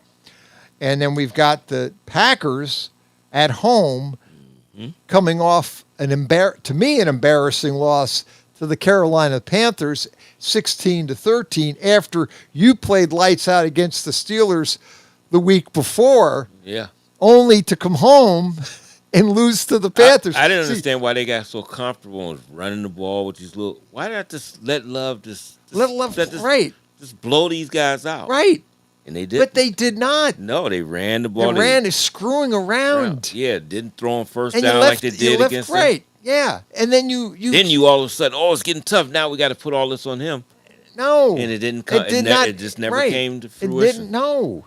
And then the question you come down to is, this is what drives us all crazy, and that's what's making us this, because there's no consistency here. Mm-hmm. You got the Eagles at the Packers, and it's 1.5. The Packers lay 1.5. So the Eagles are getting 1.5 on the road, which is almost a pick game. That seems like a trap. Yeah, it does. Because the Eagles are getting the points, right? The Eagles get 1.5. And you just seen them lose to Carolina. That makes you want to take the Packers. Yeah, you think the Packers should come back and snap back. Yeah, it just makes me think with Vegas giving the points to the Eagles, it just make me think, and they're coming off a bye. Yeah. They're rested. They picked up some new defensive players, top guys. Top guys. So it makes you think, it's hard for me to go against the Eagles. I don't want to. Well, I've already changed. I've already put it down. You put the Eagles? Oh, yeah. I mean, they should win it. Because I still think, on paper, the Eagles are the best team, at least in the NFC. But they have a tendency to not play to the level. I think with the week off, I could be dead wrong, but I think with the week off, they've got their injuries, they got good line play. I just don't have a lot of faith in the Green Bay Packers. Our favorite tight end is out for the year.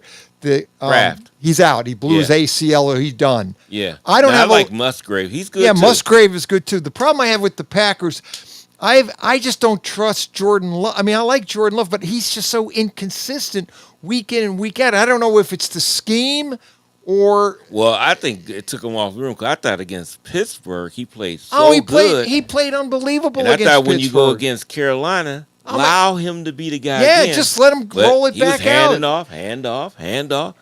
No rhythm with him none having at all. Why wouldn't you do that? I don't For a guy understand. that's hot, he showed that he was hot. Right. keep going. Yeah, Roll. keep going because you're going to need that. Right. Keep on that gravy train. Roll that out. He's rolling. Yeah. Leave him alone. That's why sometimes you can't fault the players. No. It's the scheme. Lynch said it isn't the players, it's the coaches and the organization. Yep. He's right. It's 30 degrees up there. Going to be a cold day. That's not going to bother the Eagles. And it's going to be clear. So no snow crap weather. It's going to be. Take them. I take them. Eagles. Yeah. We you give me in the points, but I still think it's a Las Vegas setup. I think it could be. Yeah, you giving the Eagles points. Yeah. Makes me think you're supposed to take the Packers. Although they got to make money in Vegas. Right. And the problem you have is I keep going back to can the Packers lose 2 in a row? They're usually a good enough team they won't lose 2 in a row, but they are playing the Eagles. The Eagles, I like them coming off the bye. They really beat the Giants, which they should have easily. So I think the Eagles are on the roll coming off the bye. They should be rested and ready to go. I just want to know, how did they get Jair Alexander and they got Jalen Phillips in those trades? I know. How did he get Phillips and both those guys, like Alexander? Yeah, and they got another guy too. I forgot who it was. The GM is a genius. He's the best GM in the league. The Philadelphia GM. And he's not scared of Roseman. He's not scared. He'll trade big guys. But I knew he wasn't going to trade Brown. No. Now, after the season, maybe. He No. might. No. If Yeah. he see he can bring somebody else in that's at that level, he'll do it. But he ain't doing it. No, I knew he wasn't. No. All right, Dave Clark. Yeah. In the books. Saturday morning sports page. Yeah, that 3 hours flew by. Yep. Back next week. Do it again. Saturday morning sports page. Dave Clark. Bailing me out as he always does. Saturday morning sports page. Pat Lucia. Have a great, safe week. Do not drink and do not drive. And we want Gessler's dogs in the studio next weekend. Saturday morning sports page.